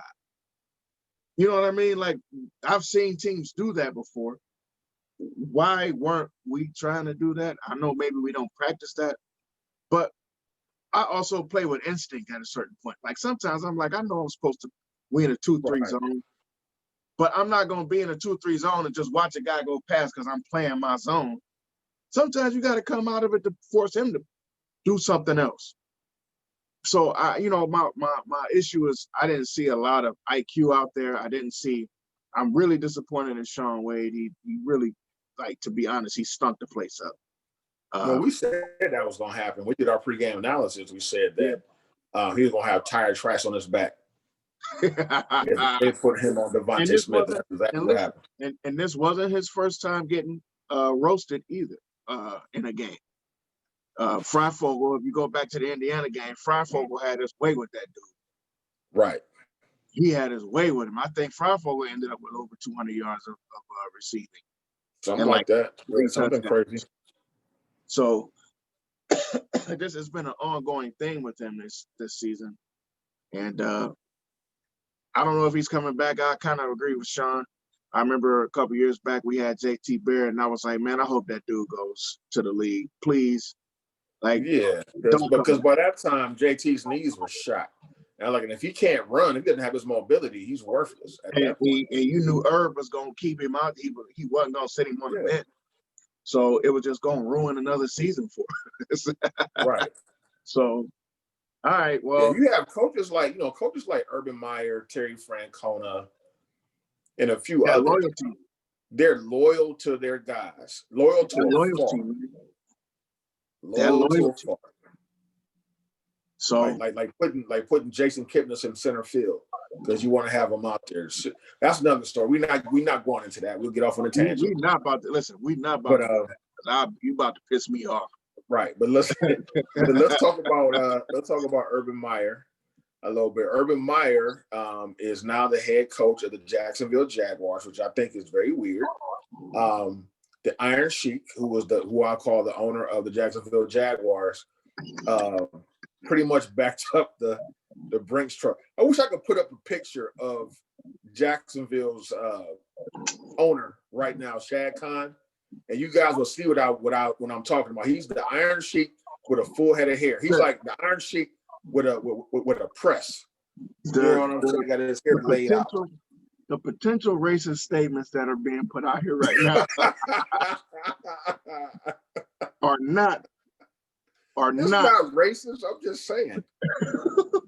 Are not representative of Two Guys and a Mic 216 LLC. Thank you. But yes, the Iron Sheik back dude. to the Brinks truck, and I think was it $12 million a year?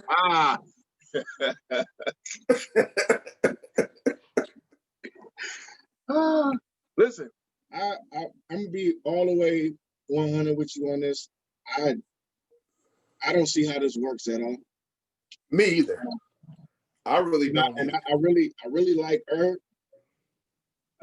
I think here's the thing, and this is always going to be weird for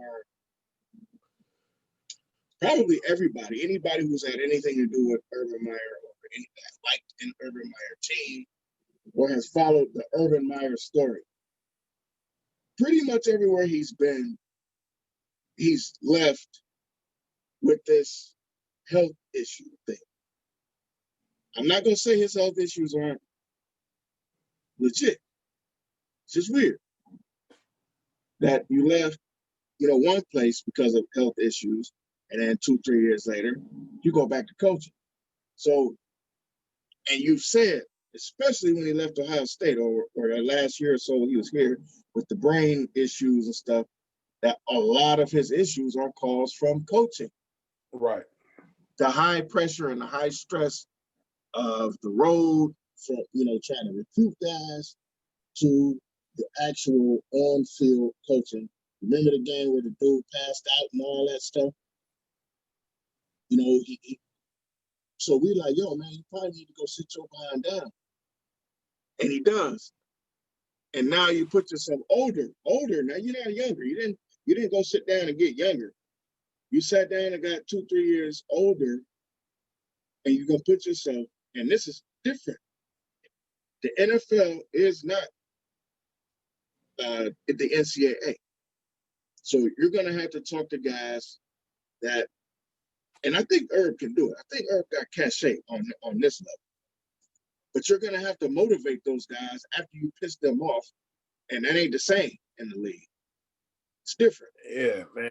And on top of that, most college coaches, probably like 90% in the modern era of football, don't do well in the NFL. I can't think of it. The only one I can think of that has some type of success was Denny Green.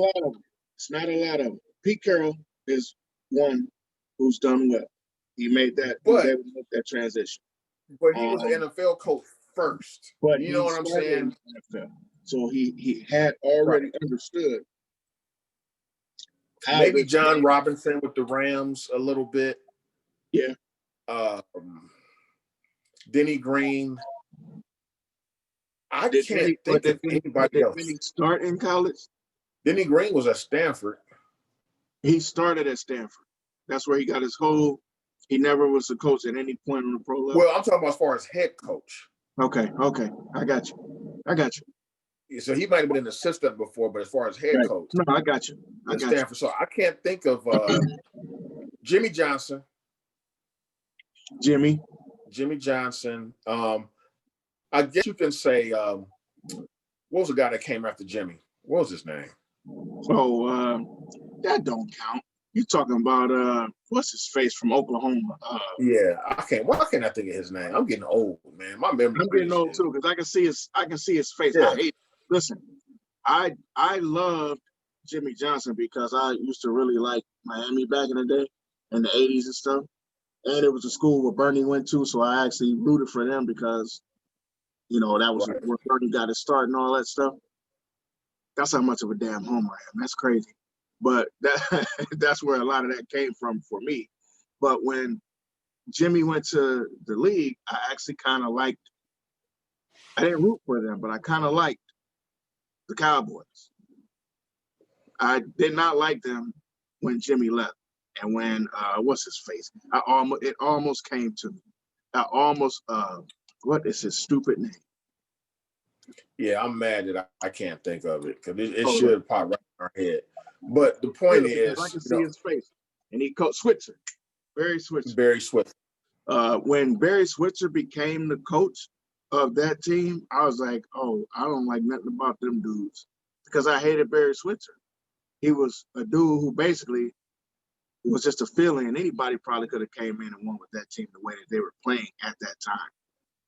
But to act like you had something to do with their success bothered me. That bothered me. So I didn't like him at all. Right. But anyway, so yeah, our point was made that it hasn't been many. You're probably talking about coaches that succeeded in the NFL. You're talking like 5 guys, maybe. But I just don't see how it's going to work. Plus, when you take away the ability to bring in certain players, because he's not the general manager, I don't believe. I think he's just a coach. So now you don't even get the opportunity you might be able to talk to the guy, but it's not like college where you walk into somebody's living room and they're like, yeah, I want to play for you, coach. You got to deal with whoever they bring to you and you got to make it work. So I'm not sure. And that's and Urban just has that ego, man. He's like, and people kept saying, he wasn't going to sit out of coaching for too much longer. Yeah. And I was, in my mind, I was like, yeah, but he has a nice, cushy job on Fox. That's the thing. You can't get any more cushy than that. Great job. And, yeah. Getting his health in order. Looks good still. But and now his ego was like, well, I've proved myself on every other level. Now, I got Bowling Green together. I got Utah together. I love Florida. I got 2 national championships in Florida and national championship at Ohio State. What's next? I got to show what I can do in the NFL. And the NFL it ain't gonna be a Super Bowl. And he's probably thinking it's less stressful for the simple fact it doesn't have to recruit. But the difference is the film time you got to put in the NFL is way different than you do in college. And you got to manage ego. Now you got to manage a bunch of millionaires. That right there is the problem. You're right. You got to manage a guy who getting paid as much as you getting paid, possibly. In certain cases, depending on who this player is or how much they got paid. Some of these first round draft picks are getting, great money. The lottery guys, they get some really solid money based on a year-to-year spot, and depending on what was guaranteed, I make as much, if not more, than a coach in certain cases. Right. So and we both could be completely wrong. Herb might go in there and turn it around. Now it gives me a reason to pay attention to Jacksonville because it wasn't a reason before. I don't see how it's gonna happen though. I don't. They don't have either. They don't have a quarterback. That doesn't mean that they couldn't find one. We all know that. Well, they're about to draft one. I mean, and that's the only thing that makes that attractive. That's what makes that attractive to him.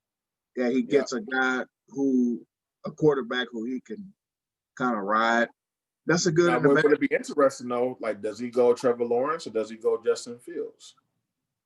Because he knows Justin. He going Trevor with the #1 pick. He going Trevor. Yeah. Well, we'll see how it plays out. The combine sometimes changes some things. You know, you always have that little shift. So that'll be interesting to see. What you call his quarterback? Alabama's quarterback said he's going to the league. Yeah, I saw that.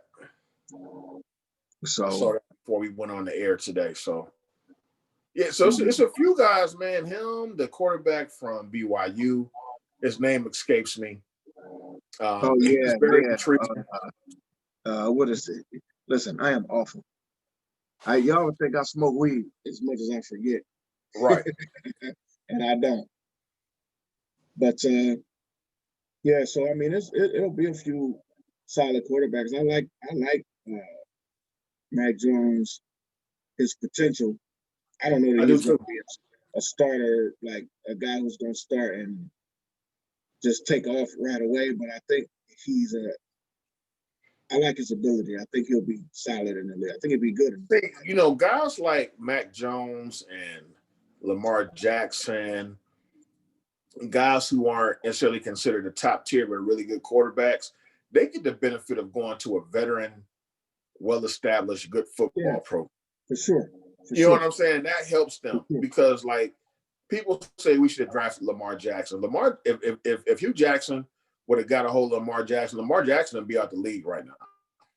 Probably. Trust me. I mean, and I was one of the guys that wanted Lamar Jackson. I thought it made sense. I thought, we could have really put together a solid squad. If I go back and go into that draft, I had a really good team put together. But I agree with what you're saying, because you also still have to think about, and I wasn't thinking about that at the time. I was just thinking about, having the best players and potential matchups with guys. As we can see, he's a matchup. No way Hugh Jackson would have formed an offense. Hugh Jackson would not have utilized. Yeah, man. Hugh Jackson ain't finna set up nothing that's gonna make this dude look better or play better. He's gonna play them the way he thinks they need to be played. Now, he is a coach. He's coached before. But I think his bullheadedness is what has gotten him run out of most of those jobs. I agree. His inability to be flexible is what got him out of here. So, but I agree with the primary point where we actually started this part of the conversation at. I've said that a lot about a lot of guys. I said that about not Baker, Manziel, that had he gone to Pittsburgh, like let's say if Pittsburgh drafted him, that would have been better for him than to come to Cleveland. Right. Because you're in a more structured system. You're not just on a team. And you're not just, hey man, you're gonna be the backup. No, we're talking about there's no way you getting ready to start over Ben Roethlisberger. So don't even think that you're getting ready to start over Ben Roethlisberger. Right. And people laugh at me when I say this. I told people Manziel can play football. Listen, and had he gone to he that was just on doping, he was on doping coke. If he had been in that type of a situation with a solid coach, with a solid culture from top to bottom, and with that hierarchy where you ain't finna be this guy, he would have had to learn how to read defenses. He would have had to be in practice. He would have had to, did all of the film work. He would have had to gone through all of the reps a certain kind of way. Like they would have gotten him. That would have been a legitimate, either you're going to get it right or you're going to get the hell out of here. Like they wouldn't have put up with his crap. So I don't know that he would have done well, but I think that would have been better for him. Like he would have been a better quarterback with better abilities because he would have been able to sit back and watch and learn in those types of situations. And I'm not advocating for Johnny Manziel. I'm just saying, to your point, I agree. When guys go to a better established situation where you have a culture, you got a solid coach, and you have a hierarchy, because when Lamar Jackson first got there, they had awful ass number 5, what's his name, who went to Denver after that? Flacco. So they still had him. They had him there because remember he was like, he ain't finna teach him nothing. Yeah. Right. How'd that work out, homie? Right. But it gave Lamar a chance to still sit and observe. And then when it was time for him to play, these fools actually scrapped their whole offense and created a whole new offense just for him, to bring him along slowly. So I can see like Mac Jones. I can see him probably ended up like in New England. Yeah, that's somewhere like that. Unless his stock shoots like way up, where he becomes like a top 5 pick, which could happen. You know, once the combine and stuff starts, you never know. It's always a guy in the combine that comes out of nowhere, and certainly it all of a sudden becomes the next hottest thing, you know, in the draft. But you know, those guys like him, like we said before, they're always fortunate because they're not so-called like the top tier of the draft class. They end up going to a good situation that a lot of times end up flourishing, you know, with the team that they ended up going to because of the way that they're coached and the culture of the team, etc. Right. All right. So did you want to go ahead and move on to the NBA, or did you have anything else you wanted? Any more thoughts about the Urban Meyer situation? I got one question, and it actually just came to.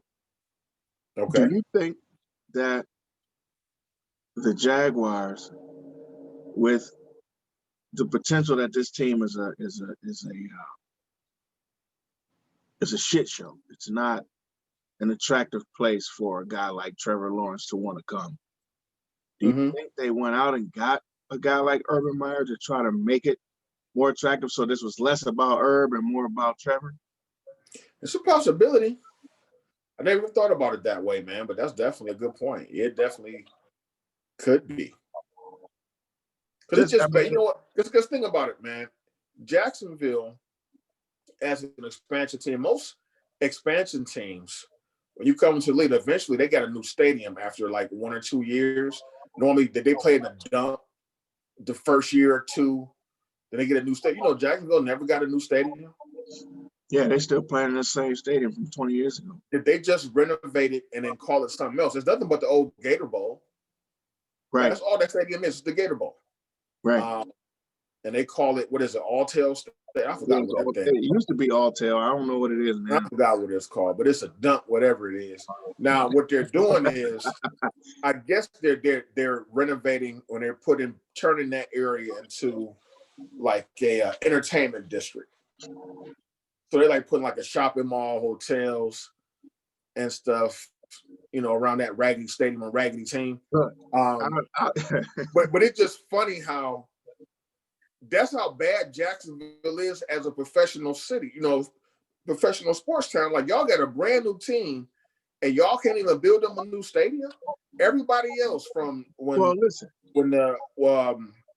Charlotte came into the league, Carolina Panthers came into the league, when the Oilers moved to Nashville. Remember, they had to play in Memphis for like 1 year. Then they had to play at Vanderbilt Stadium for a year. And then they got a new stadium. You got LG Field. Every expansion team or new team, when you move, you get, not Jacksonville. Jacksonville has been in that stadium since 1995. And that stadium was probably built in like 1960 something. That's why I'm surprised Herb went. Man, it had to just be the money. I think the money just kind of overwhelmed him, where he almost like he had to take it. But it's just not. Yeah, like what other facilities do they got? Like, my guess is your facility got a stink too. Yeah, it hasn't been a good organization. Now, when they first came into the league, they were a very good organization. They were good quick. They were very good, but then in the last, I don't know, what 15 years or so, they haven't been. You get to the AFC Championship game and the stand saying, "Hey, we got some core group of guys here that we can develop." No, get them out of there. Not only are we going to have the ugliest uniforms in the league with them two-tone helmets they had that one year, like we just going to dismantle everything around. We're going to get rid of Jalen Ramsey. We're going to get rid of the whole defensive line, Campbell, all them guys. And Doc Way, we're going to get rid of all those guys, the whole secondary, and Fournette. Yep. Everybody. I mean, and I listen, I don't want to totally knock the area down there, but it's nothing in Jacksonville. So it's, in terms of like the local economy, I don't know that there was a lot of money there to even purge from the public to maybe build it to get a new stadium. So that could have been a problem for one. It's funny how billionaires don't want to spend no money to build a stadium. They want to spend the public's money and then charge the public to get into it every Sunday. Right. So I mean, it's but normally that's like a package. Normally the NFL will force you to build. Like before, you think about expansion or getting a team. Most of the NFL was like, okay, what's the timetable on a new stadium? They might have given them the caveat of y'all got to renovate it if y'all not gonna build a new one. So they renovate. I don't know what, I've never been to that. I've been outside of that stadium. I've never been inside, so I don't know what kind of a condition it's in. But like you say, it being what it actually is, I mean, I don't think, because the Gator Bowl is a place that people played at every week. So there are old stadiums still in every facet of sports, but some of those old stadiums are well kept. Like the Shoe is old as hell, but it's well kept because they play there often, and it's a venerable spot. The Gator Bowl is really like that. Have you been to the Shoe? Huh? Have you been to the Shoe? Yeah. I've never actually been there for a game. I've been there like for a tour, but I've never been to the game. I've been there once, finally, a few years ago for a game. It's not comfortable. No, it's not. Well, it ain't made to be comfortable. You're sitting on. It's sturdy, yeah. For as old as it is, they have kept it in good shape. But it's basically concrete bleachers. Yeah, you're sitting on them cold slabs, bro. Man, you're sitting on the slab for real. Tell me about it. They got the slabs. That way they can get 103 and 104,000 people. They literally squeezed every seat they could possibly. Man, it's seats like on top of the scoreboard, dude. It's like just weird places where I was like, man, like why would you buy a ticket to sit where people just want to be, in the atmosphere? They gotta be able to say they was at the Shoe. It's like I know they can't see from way up there. But people just want to have that experience, have the ambiance, being in the horseshoe. Like I was at the Shoe, whatever. Right. I love the Shoe, and I would love to go to an actual game there, but I do have an issue sitting on concrete slabs. And by that being my first time, like if I would have known, I would have bought one of them things. Yeah, buy the little cushion joints. Yeah, like and you can see them all over the stadium, like the season ticket holders. They just leave it there. They leave it where they're.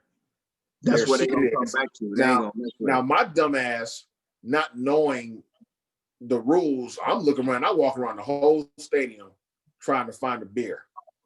Man, I was like, ain't a damn beer. People was like, man, it's a college venue. We don't sell. All I'm saying is hot chocolate. I'm like, damn, a hot chocolate. Like, where the beer man at? Like, where's the beer guy? Where's the beer guy? They sell beer now. Now they do it, but that just started within the last couple of years. Right. They want that revenue. I've gone down there for state championship games, like down to the basketball stadium, to National City, and it was the exact same thing. I'm going to like every little vendor thing, like, y'all ain't got no beer. Like, I don't even see, it's no beer even on the thing listed. It ain't just that it ain't no beer. It's not that it's just not beer like behind the people. Snoop beer, even on the placard, dog. It's like, nah, man, what you talking? And it just hit me like, damn, college town, college stadium, they don't serve beer. Like, where all these drunk people come from? I forget they do a hell of a lot of tailgate. Right. Because we used to get tanked, but when I used to go up to Bowling Green before their games, we have like a little pre-game set. You get tanked and you walk over to the stadium. And you don't even know how cold you are till you get back and don't have the use of your left. Don't have the use of your toes or nothing. No, I get it. So all right, man. Let's talk about this trade in the NBA real quick. Yes, had a blockbuster mega trade yesterday. And it's a lot of angles to this damn trade too. Like it's a lot. It sure is. It's a lot to talk about. Like it's so many different. So if we just get specifically to the trade, and so yesterday was it yesterday? It was yesterday, right? The trade happened for a disgruntled James Thick Guy Harden. He's been disgruntled for this season, which is I don't know why he came into the season that pissed off. Like he was fine going out last year. It seemed like he was fine as the season ended last year, but then all of a sudden he comes into this year. They made the move to get rid of Russ, and getting rid of Russ, they still had Harden there, but Harden's money was part of the issue. And they're like, man, why trade you when we can keep you here? You could play with John Wall, and that could be a good setup too. This dude just decided he didn't want to be in Houston no more, I guess. Like him and listen, I love Kyrie. Him and Kyrie are the most disgruntled people I've ever seen ever do anything. Like I don't know why. I still don't know why James Harden just decided he didn't want to be in Houston anymore. Not to say that what's happening in Houston was so great. I'm just saying, like, when you get to a point where you're like, well, I don't want to be here no more. Usually it's something more than I don't want to be here no more. And that seems to be that's the only thing I'm hearing. And then you show up for the season looking like the Stay Puft Marshmallow Man. Man, look. That you don't want to anybody that's watched our podcast know that I'm a big guy. But I'm not a professional athlete, so I can talk about James Harden because he is a professional athlete and he's supposed to be in shape. James Harden is like he's been parked outside of a Wendy's for the last 6 months. Ordering 4 for $4s every day. Matter of fact, when I saw him come into the bubble and he rolled onto the court, literally rolled onto the court, I said, that dude ain't serious about basketball. Nope. Now, James Harden come out there fat as hell and still score 45. It kind of reminds me of that movie, The Great White Hype, when Damon Wayans was an out of shape boxer, but he was so good and so talented that he could still come in out of shape and win a fight. That's how James Harden is. James Harden is that good of a scorer that, he can just roll out the bed, weighing 875 pounds and still score, 45 on you. But I don't know how serious James Harden is about winning a title. And so now, you go to Brooklyn where you got 3 head cases on one team. Now, KD is a head case, but at least KD channels his anger and his sensitivity into busting your ass. So I'll give KD that. But they're all 3 of those guys are divas. And I don't know how that dynamic is going to work. Now, Kyrie necessarily didn't want to play in the shadow of LeBron, but now you've got 2 guys, 2 alphas that you playing with now, and it's only so many balls to go around. Somebody got to take the Chris Bosh role. And I think that was another part of my issue. Is like when they, when I heard the rumors about this earlier in the season, I was like, I don't think that's going to work. Like, I don't see. It was the same thing I thought when they said Russ was going to Houston. I don't see how that's going to work. You're trying to take two ball dominant individuals and asking them to be less. One of them eventually is going to have to be less ball dominant. Correct. So that ended up being Russ less ball dominant, and he was not as effective on a regular basis. He still kind of got certain numbers, and he still kind of did because he's good enough. So he's still going to score, and but the effectiveness of where he scored and when he needed to score, like when you needed him down stretches, sometimes he wasn't there because his rhythms were off because he's used to always having the rock. So that made it tough. I see the exact same thing in Brooklyn, because this dude he's LeBron back when LeBron was with Cleveland the very first time. And not in terms of his ability, but in terms of how he handles the ball. He's going to dribble the clock down to 22 seconds and try to make a play at that point. That's difficult. And even if he can, that's not something that is suffice for some of the other guys on the team. Some guys can't play that way. Some guys do need to get certain amounts of touches, and some guys do need to get the ball at a certain. You don't want that pressure. There's a reason why you might be a superstar. Somebody else is just coming off the bench. I don't want to have to shoot with 2 seconds on the damn clock every time I get the rock. Right. So, and then that takes other guys that are capable out of their flow of the offense. Kyrie is another ball dominant dude. We talked about that with him leaving Boston. I thought that slowed them down because of how Kyrie plays. I don't think that Kemba's a better player than Kyrie. I think he's a better fit in Boston. Bringing James Harden out there, I don't know how they're going to manage that. Right now, it ain't going to matter because, Kyrie ain't even playing. But how does that work when and if he decides he's going to come back?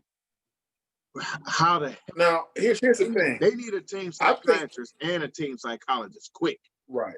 I think it'll work during a regular season for the simple standpoint is ain't nobody really playing that hard. They'll probably just they'll have just outscore teams. In the playoffs is when you'll see the issue. But that's the bigger part. Like, to be honest, we already know, you don't, if these guys get together, it's just like when LeBron went to Miami. It's just like when LeBron went to LA. To get the chemistry. Yeah. If you go out and get AD and you run through or you play well in the regular season, but don't get out of the Western Conference or lose in the finals, that ain't what you got that guy for. So all three of these dudes together, even if Kyrie don't come back, Harden and KD together, it's championship or bust. That's what they say. Also, Brian Windhorst was on the radio today on WKNR, and he was saying that it's a mess in Brooklyn. For one thing, Kyrie pretty much neutered Steve Nash in the offseason. And they're like, Kyrie and KD are running the team, making decisions. Like, they brought DeAndre Jordan in because that's KD's boy. Yeah, that's their home. And because they brought DeAndre Jordan in, they couldn't give Jared Allen an extension. They weren't going to be able to pay him next season. Right. And that's evident that Kyrie and KD running the team because Kyrie just decided that he was going to leave and ain't tell nobody where he went. And he's showing up at birthday parties and Zoom. He's on a Zoom call with some politician somewhere. Yeah. And they asked Steve Nash, is like, he literally said, I have no idea what Kyrie Irving is. Well, he flat out said when they asked why you ain't played the other night, He was like, because I ain't want to. Did he say that? Like, I missed that. Yeah, he was like, because I ain't want to play. I ain't feel like playing. So here's the thing. And I don't expect, I'm going to be all the way honest. It's one of the problems with bringing in new coaches. Because the new coach has to try to juggle the feelings of folks he ain't really that familiar with. And he has to make the right play to make it look good to the other guys too. So it's a little bit tough when you're dealing with guys this elevated in the hierarchy of the NBA when you're a rookie coach. Steve Nash is a Hall of Famer in terms of basketball players, but he's a rookie coach. And it's asking a lot of him to come in and manage these bipolar dudes, because that's what they all act like. It's something else going on. So Steve Nash has to come in and try to figure all of this out while also making sure that these guys are all okay on his first run as a coach. And he still also understands that the other 12 to 15 guys are staring him in the face to see how he handles this. Like, it's too difficult. So the owners or the general managers should understand this as well, that this is a lot for Steve Nash. And one of those guys should have pulled Kyrie to the side and said, listen, man, we understand that you got some issues and we understand that you feel a certain kind of way. And we don't want to infringe upon that, but you can't infringe upon this damn team. So if you're going to be out, you need to let us know that you're going to be out. And when you're out, you need to stay the hell off of and away from any levels of interviews. Shut the hell up and go about your business. Now, you got about 2 weeks to figure this whole thing out. In 2 weeks, we terminating this damn contract. Because we have a team to run, and we're trying to run this team, or we're going to try to move you, but ain't nobody going to pick that up because, but at this point, if the organization doesn't step in, if the organization doesn't say something, it doesn't bode well for the other guys on that squad. Exactly. It's eventually going to completely and totally fray. I mean, it's already fraying. Here also was a big thing about that trade. This is the second time this organization has gone all in on a couple of players winning a championship. The first time is when they got Paul Pierce and Garnett and Joe Johnson. All that was well past their prime, but they mortgaged their future trying to make a championship run, and they're doing that again.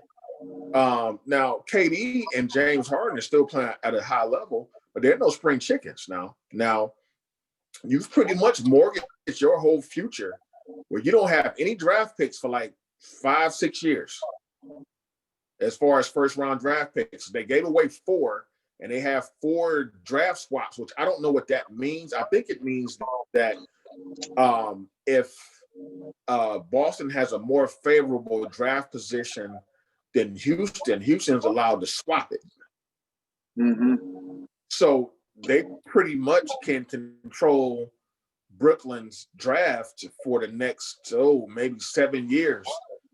2021, 2023, 2025, and 2027.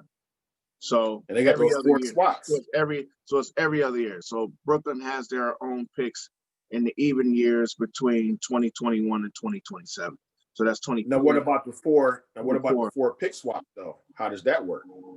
That's included in that deal too. Well, the pick swaps only matter in those odd years in 2021, 2023, and 2025, and 2027.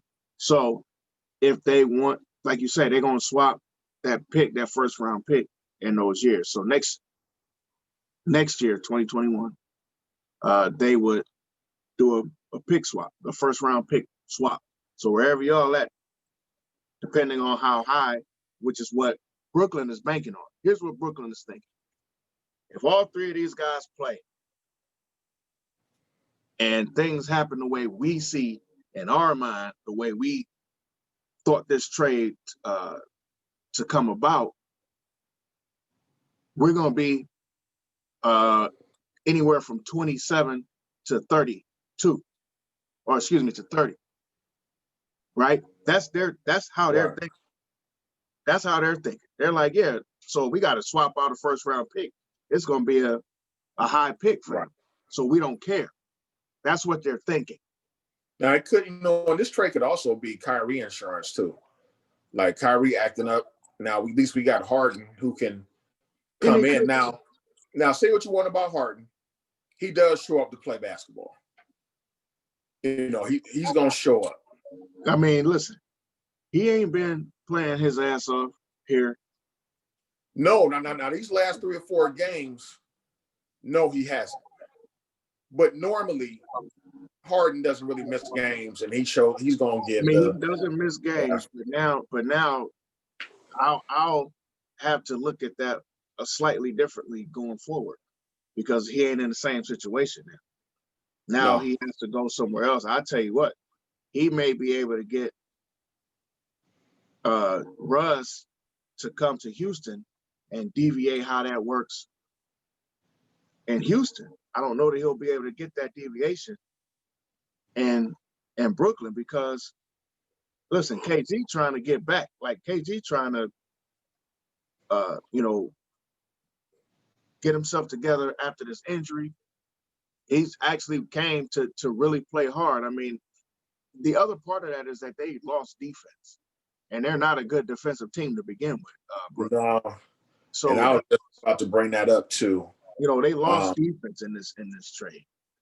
So so let's talk about the other aspects of the trade. So they lost Jared Allen, who I used to call the Afro Samurai. That's what it reminds me of.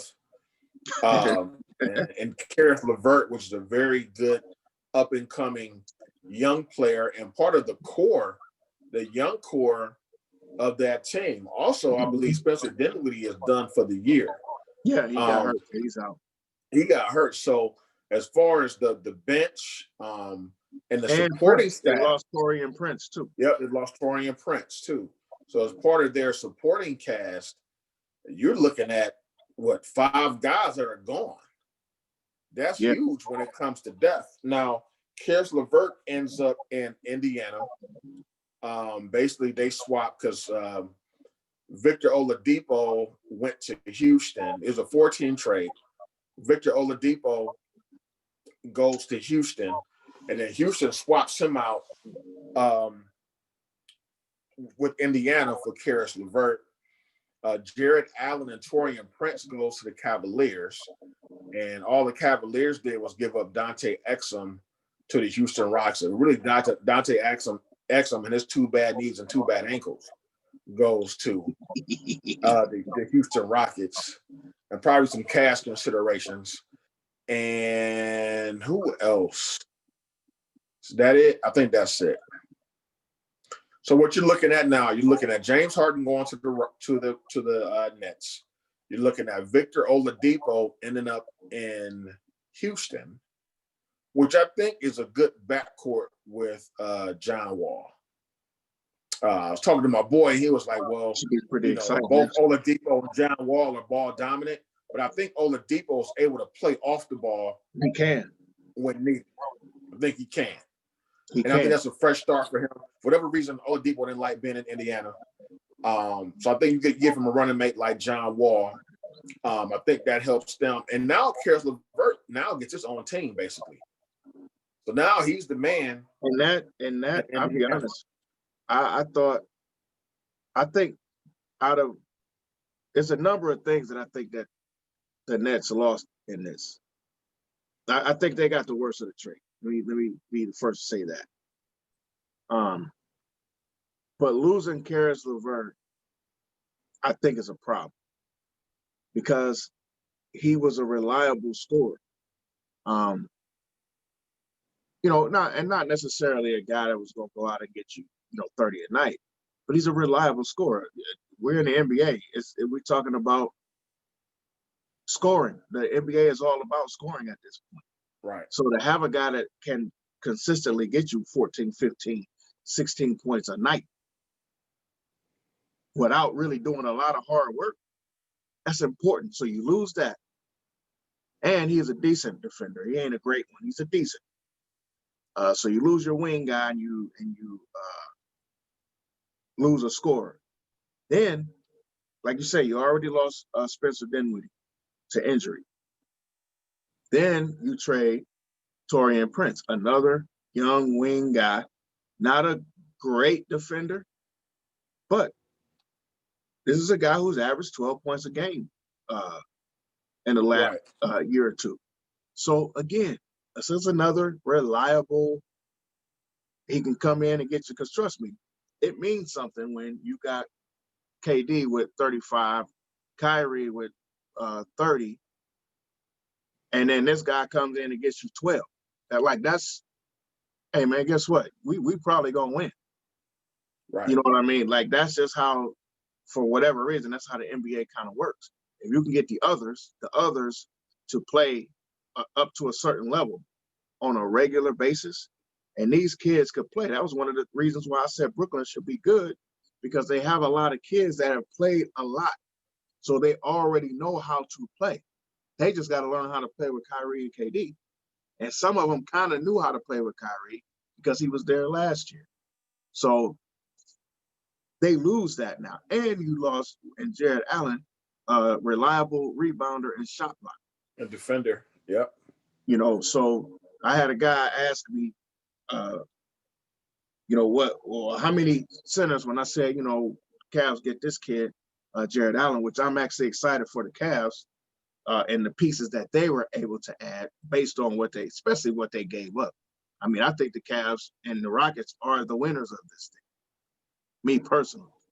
The Rockets being the most because of all of the draft picks. Man, look, the simple fact that we was able to get rid of Dante Exum was good in the first is a win for us. Anyway, because I'm sick of seeing him limping up and down the court. Not that I want anything ill will on him. I didn't, want to see him get hurt, especially the way he got hurt. Yeah. But I was just tired of seeing him out there, and they had to run him out there because the Cavs are so depleted. Look, even when the Cavs have a full roster, they're depleted. Yeah. And now they got so many injuries. It's just weird, man. You're a week into the season, 2 weeks into the season, and these guys already out 2 and 3 weeks with nagging injuries. I'm like, come on, y'all. You know what I'm saying? It's y'all haven't played in months, so why you hurt like that? Yeah. Y'all hurt already. Like the Cavs lost Colin Sexton and Gar. You're gonna lose both of them at the same time. Right. We out there running G League guys, Dean Wade and Dotson and these guys. I had to stop watching it for a minute. I was like, I'm not about to waste my time. No. It was awful. That was awful basketball. They play hard. I will give Bickerstaff credit. That team plays hard, and they've really improved on defense. But I was like, without Garland and Sexton, there's really no use in me watching this game. Plus, Okoro was hurt. Yeah. It's Kevin Love is out. I'm surprised. Surprise, Kevin Love's out. Right. Well, you already know Kevin Love is really on personal leave. He ain't hurt. He ain't do enough to get hurt. He's pretty much pouting. And they sent him home. He hurt himself trying to get out of his seatbelt. So, he was like, I can't even come in the facility. I'm hurt. Yeah, exactly. So pretty much they put him on a timeout, sent him home for a little while until he decided that he's ready to come back and average his 9 points and 5 rebounds a game. He'll come back in the midst of a 10-game win streak or something and ruin the win streak because he's going to be awful if he ain't played. Right, out there demanding the ball. Yeah. So now Andre Drummond is out. I don't know how long he's out, but I think he got hurt. Well, so, like they say, what is this? Barely a month into the season, and the entire starting roster pretty much is out for another maybe week or two. And that's with this condensed season. I know it's only 10 games, but there's a lot of games kind of compiled and come together, right? Into these now, weeks. So how the Cavs are 5-7, I have no idea. I really don't know how they won the 5 games they won, but that may be a testament to, the coach. Good coaching. it's been good coaching to this point. He's been true to what, was one of the reasons why we were pissed off that they got Okoro. But that was one of the reasons why they didn't want to get the kid that went to the Nets. To the Knicks rather, is because of defense. They said he's hurt already, but now he's hurt. So, you know what? Somebody had made a point. This was some years ago. Like he made his point about baseball, and I guess you can apply this to other sports too, because you having a rash of injuries, especially in baseball. If you notice, all these guys are having Tommy John surgery. mm-hmm. It used to be Tommy John surgery was a death sentence. Now they almost encourage it because I guess whatever surgery they have, they do now. It almost makes the pitcher stronger when he comes back from Tommy John surgery. But he made a point that there's probably too much emphasis now in sports on weight training. And he said what that does is with the weight training, it's putting guys that are bulking up to the point where maybe it's too much for their frame. Also, you're tighter, more stress on the joints from doing the lifting. And so now you're seeing more hamstring pulls, more pitchers throwing their arms out. He was like, man, Babe Ruth and them was smoking cigarettes and eating hot dogs and drinking beer. And Babe Ruth was pitching like 50 complete games a year and going out hitting, 40, 50. And staying out all night. Staying out at the whorehouse all night drinking and then coming into the game and hitting 5 home runs. Right. So you can look in the modern era. Look at David Wells, Jamie Moyer. Yeah. Guys that may not be physically in the best shape. CC Sabathia. Roger Clemens wasn't a picture of health, dog. He was a chubby guy. Right. Until hit that needle. Right. But you gotta understand that I can't say for sure that that's what it is for sure, but it is always an interesting argument because look at basketball. Back in the day, basketball players weren't bulking up the way they are now. They were skinny and lanky. Well, they had lean muscle. They had lean muscle. To me, it ain't a lot of guys that's that bulky in the league. I remember, Karl Malone and Anthony Mason and Oakley. These dudes and the Davis boys. Ain't nobody in the league walking around like that. No, I think those dudes are just naturally big. Like them dudes.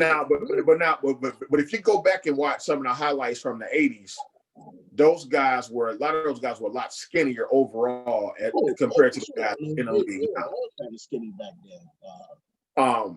But they were saying like the training process has changed. It used to be a lot more based on calisthenics, stretching, limber, range of motion. Now they just pretty much like get in the weight room. Like you go to an NFL game, you remember how you used to see guys, they were stretching before the game, like the whole team was out there stretching and doing whatever. You rarely see that now. Some teams still do that. They don't put an emphasis on stretching. Like before, like we were in gym class when we were in high school. We had this before you did anything. You always did stretching exercises. You always stretch, but all of that stuff is different now, and I think that there's a plus to the weight training. I think it's a plus, but it has to be done at some level of moderation, right along with the stretching. And because when I first started working out, I noticed that because I was always just a lean guy, skinny guy, kind of, and I just ran and played. I never had too many issues. But I noticed that when I started working out and lifting, I didn't have the same flexibility that I used to have. So I think that you do have to input some stretches to keep that limberness in yourself, to keep yourself loose. And so I do think that there's something to it, but I don't know where the actual cutoff is, or where the actual where you can pinpoint it and say that's definitely. You just got to have some. You got just like anything, you have balance. I remember Herschel Walker said he never lifted a weight in his life. Yeah, he said it was almost all push-ups, like he was in prison. And he's still doing a whole lot of push-ups according to him anyway. But, you know, you don't have to do a lot of weight. And honestly, your body weight is the best weight. But best resistance training. When you play, because you know what? There's a lot of people that can't do a pull-up. It's a lot of people that can't, whatever you weigh, it's a lot of people that can't bench press their body weight. There was a point in time in my life where I couldn't. And I was grown. I ain't talking about like when I was 10. I was, you know, like 25, and I had never even attempted to lift my body weight on a bench, or I could always do pull-ups and stuff like that because you had to be able to do that to get in the service. But I never, when I was in the service, I didn't lift weights. I did a lot of running, a lot of push-ups and jumping jacks and all that stuff. And I was probably in the best shape that I had ever been in, but that's easy because those were between the years of 21 and 25. And the glory days.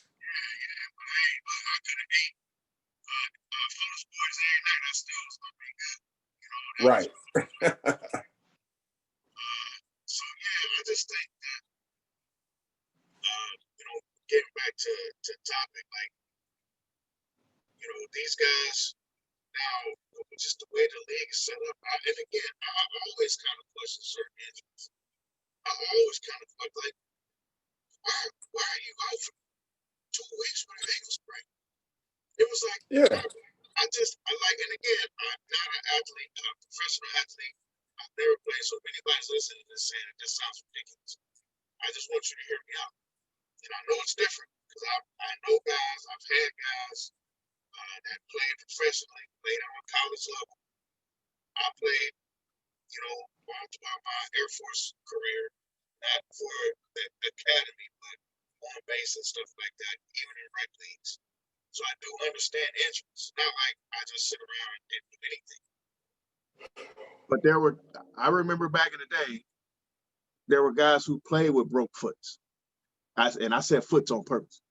They played with broke foots. They played with broken hands and fingers. They play like, that's why you see some of these guys on TV right now with their fingers going. Man, they're going in 18 different directions. Yeah, like these guys was gonna play no matter what.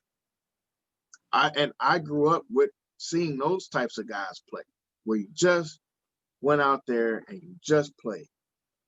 So when I sprained the ankle, I tied my shoe up tighter, and I played anyway. And I went home, I iced it, and I hope it all got better. These guys got trainers, they got personal trainers. You got all of this stuff, and they don't massage therapy. Yeah, you got all of this stuff. You got the chamber, you got the bathtub, the cold tub, the hot tub. You got the electrodes, the electrostimulant stuff, the patches that you can put. They have it all. And if they don't have it, they also have enough money to go buy one of their own. And they still don't play for 2 weeks. I don't. Who was that? Who was that player that time out for 2 weeks with a hangnail? LeBron. What did LeBron? When LeBron hurt his finger, but we didn't know exactly what happened to his finger, and he missed like 5 games. Yeah, I hurt my finger, and it seemed like I don't know how true this is, and this ain't even me being a hater. I just remember it seemed like one day he was saying it was this hand, and another day he was saying it was this hand, and I was like, oh, okay. So basically, he wasn't hurt. He was just taking time. He was taking time. Come on, bro. This is why I keep laughing at cats that talk about LeBron being an Iron Man. I'm like, he just started. He used to miss games. That dude ain't playing no 82 games like some of these other guys back in the day. LeBron used to miss games, and he'd take games off, especially when he was in Miami. Now, when he was here the first time, I think that was probably a little less. It was probably a little less than him, less times where he just missed games. I think he played a lot more when he was here. But when he went to Miami, I remember them being on TV talking about cats. They rolled into Milwaukee, and LeBron just decided he wasn't going to play. And the people in Milwaukee, the fans, was like, damn, we showed up to see LeBron play. Right. Especially like the West Coast teams where you only gonna see this dude once. So that's when that started to become a big deal, was when they were in Miami. LeBron used to take games off all the time. That's why I laughed at him when he was talking about before the COVID, oh, I ain't playing in no building without no fans. Why not? Shoot, you don't play in a building full of fans sometimes. So what is you talking about, homie? Like, right. You got to, I understand what he was attempting to say. You got to word it differently, bro, because I already know about you. You already have not played in a full building of fans. So why wouldn't you play in an empty building without? Man, like my uncle took my mom to a game because she had never seen LeBron play. This was maybe the last week of the season. My mom was excited. They had floor seats and everything. And LeBron sat out. My mom said she was sick. She said she didn't even want to watch the rest of the game. When she got there and saw LeBron in that suit, she said she wanted to cry. She said she waited all the time to see him play. And this was the first time. I think this may have been his last year. This first was the last year of his first go around. Last week against the Bulls. Last week of the season, he didn't play, and she was upset. There's a story that just came across that Kyrie Irving said that he's willing to sit out the rest of the year. I heard he said he might sit out. I didn't see where it was a absolute done deal. Well, it's not a done deal, so he's willing to sit out the rest of the year. I wonder what that's all about. But here's the thing: for what? Yeah, for what? Exactly. What are you willing to sit out the whole year for? Like, what is bothering you so much that, man, I ain't coming back for that? Because they didn't ask you. This is my opinion. I don't have any inside knowledge, no inside information. I don't have any sources. Just from listening to what he says and me observing his actions. Kyrie is one of those guys that claims he's super woke, and I hate the term woke. I can't stand it. Because people don't even know what does that even mean. But anyway, that's neither here nor there. When you money and fame comes with a lot of trappings and sacrificing. The main thing you have to sacrifice when you become famous is your privacy. That's out the window. A lot of people can't handle it. They just don't have the mental fortitude to deal with that, or they don't want to deal with it. Or they're like, Kyrie has always said, why can't I just play basketball? Why do I have to do all this other stuff? But what he has to understand, for you to get that $30 million check, right, you're going to have to talk to the media. And the media, and I hate because the media act like they're blameless in all of this, and they're not. Y'all ask the same dumb questions every game, every night. After the game, you got to sit there for about 15, 20 minutes and answer the same question. And I'm the type of person, me personally, I hate repeating myself. It would drive me absolutely crazy. So I understand where the athletes come from when they're like, I hate doing interviews and media or whatnot. Now, Kyrie, I think he's at that point now where he's like, damn this, I didn't sign up for this, but he did sign up for it. Right. And he's at a point where he's so quote unquote woke, he's not able to deal with everything that comes with him being famous and him being wealthy. Now you have some athletes, some actors, entertainers, some of them embrace the bullshit. They dive head in first into it. Deal with all the fakeness, all the Hollywood crap that comes with it. They're okay with it. Other guys are so grounded in who they are as a person where it doesn't bother them. They're like, you know what? I know all this stuff is around me, but I'm gonna shut this off. I'm gonna deal with it how I have to deal with it, but I'm not gonna let this, affect my personal life. Kyrie is just one of those guys that he does not deal with the invasion of his privacy. Have to answer the same questions, probably dealing with some fake phony friends coming around because they got the money. That probably bothers him because it would bother me. I know I'm the type of person I am. That would bother me, but he's just not handling it well. So it's like this dude, if you're going to play basketball, play basketball. If it's too much and you don't like it and you want to deal with your other endeavors, I know he's big into charity and some other things like that. If that's what you want to do it, but you can't have 1 foot in and 1 foot out because you're supposed to be the so-called leader of your team. You got teammates relying on you, then you sitting there disappearing, not telling guys where you at. You can't do that. And then acting like it's a problem to say that, again, okay, you don't want to talk to the media, okay, but you do have a responsibility to the squad. Even if you don't feel like you have a responsibility to the coaches or whatever, or you don't like the coach or you don't like the owner or whatever, okay. But man, call KD, call any of them cats who I don't even know who on the team now after the trade, or who might be around right now after the trade, but call any of these guys, text them like, yo, I ain't feeling that, blah, blah, blah. Or, when y'all get back to town, why don't you, come through, man, let's sit and talk. Like you still have to have a relationship with some of those guys. And again, like you said, as a supposed team leader, you have to, you got a responsibility to talk and to let them guys know what's going on. And it might even be better if you do want to sit out. Like, again, I have issues with threats, whether they're veiled threats or they just overt threats. I don't care. I don't like threats. You're not finna tell me, oh man, I'm coming over your house. No, you're not. You're not. You're not gonna tell me, man, if you would have did blah blah blah, man, I would have. No, you're not. I don't like threats. So this guy coming out saying, oh, I will sit out the whole year. Well, why don't you come sit down and let's talk? Because what is it gonna take to get you to either get your ass in here and play, or sit out the year, or just go away? Like, let's talk, because you're not dangling nothing over my head. You're not talking crazy to me. And as a team, as a general manager, as the owner, you have a responsibility to the team to keep the chaos down. Because again, I don't think that Steve Nash, he's being kind of put in an unfair spot to try to keep this noise down in a spot where he ain't able to keep the noise down.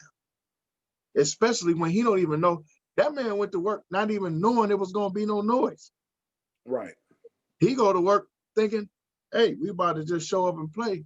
Oh, Kyrie ain't here? Is he coming? He ain't talked to none of y'all? He ain't said, oh, all right then. I guess you're not playing. And again, you know what's funny though? And you may disagree with me on this, but I think when Kyrie was here in Cleveland, LeBron's shadow shielded him from a lot of things. Once he got to Boston, and now he's more so in the spotlight, and he's the man. So people are coming. So when the media's coming to interview people, they go on to him first. Which he said he didn't necessarily like all the time. And maybe he didn't realize how much he actually liked it. Yeah, exactly. That's what I'm saying. Like be careful what you ask for sometimes. And maybe he's having some mental. I don't know. Like, I don't want to put that out there because I don't know if he's having some mental issues or not. All I really know is he's acting real Kanye-ish right now. Right. Like it's weird. Again, I told y'all one thing about this show, we are fair. Kyrie is my guy. Anybody who knows me knows Kyrie is my guy. I am as disappointed and as confused as to what this dude is doing or why he's doing it. And, it could be something mental health wise. We don't know. Hell, he ain't telling nobody. So how the hell are we going to know? He ain't giving nobody no insight. So the speculation, which is another thing that ends up pissing him off, but you're feeding into the speculation. You're allowing people to speculate because you ain't saying it. And not that you owe me, you don't owe me an explanation. Just like I don't think he has to go on First Take, and he don't have to go on, Shannon and them show. He don't have to do any of that. But you do need to talk to your team. You do need to talk to your coach, whether you like him or not. You do need to talk to your boss, the general manager, and the owners. You do need to have that conversation, or at least a representative of you needs to have that conversation. If you don't want to, send your agent. I don't think that's unfair. I don't think that's an unfair request. Right. So now, I usually don't start paying attention to the NBA heavy until after football season. But now, since we have as the world turns with the Brooklyn Nets, I may go ahead and start paying attention a little earlier now, because I just want to see how all this stuff plays out. I mean, it's a weird with COVID and this damn insurrection that just happened. The NBA season. It's been a crazy 3 weeks, huh? Yeah, they're postponing games in the NBA. They're talking about maybe having a full-on shutdown with different stuff going on. They said it's like 16 guys that tested positive in the last week. Right. So I kind of want to see how all this dynamic, how all this stuff plays out, man, coming in the coming weeks. So did you have anything that you want to touch on as far as the NBA right now? Nope. I think I'm done with pretty much all of my potential sports takes for the day. All right. Let's go ahead and real quick, we can review our picks from last week. That's right. I forgot. And then you're right. And then we can do our picks for Saturday and Sunday's playoff games. Forgot about the picks. I forget about the picks. All right. First of all, you picked Ohio State 34-30. I picked Ohio State 45-42. We were both dead ass wrong. On that one. Not even close. For the NFL playoffs, not Indiana. I sound like one of these ignorant people that don't know sport. Everybody call them the Indiana Colts. The Indianapolis Colts against the Buffalo Bills. I picked Buffalo. I think you picked Buffalo too. Yeah, we all picked Buffalo. All right, and Buffalo won that game. That was a very good game. Although I saw some of the dumbest coaching I've ever seen in my life by Frank Wright. Just some idiotic coaching in that game that cost them the game. I couldn't understand. I'm surprised he didn't get fired. If I was the owner of the coach, I would have fired him just off the strength of that. Seriously. Bro. Because if you don't have, like, your window was small. Like, you got an 85-year-old quarterback, played his ass off, and you make two of the most boneheaded coaching decisions I've ever seen in my life. But anyway, going off on a tangent. We had Seattle and the Rams. I picked Seattle because I thought, the Rams coming in with a quarterback I've never heard of.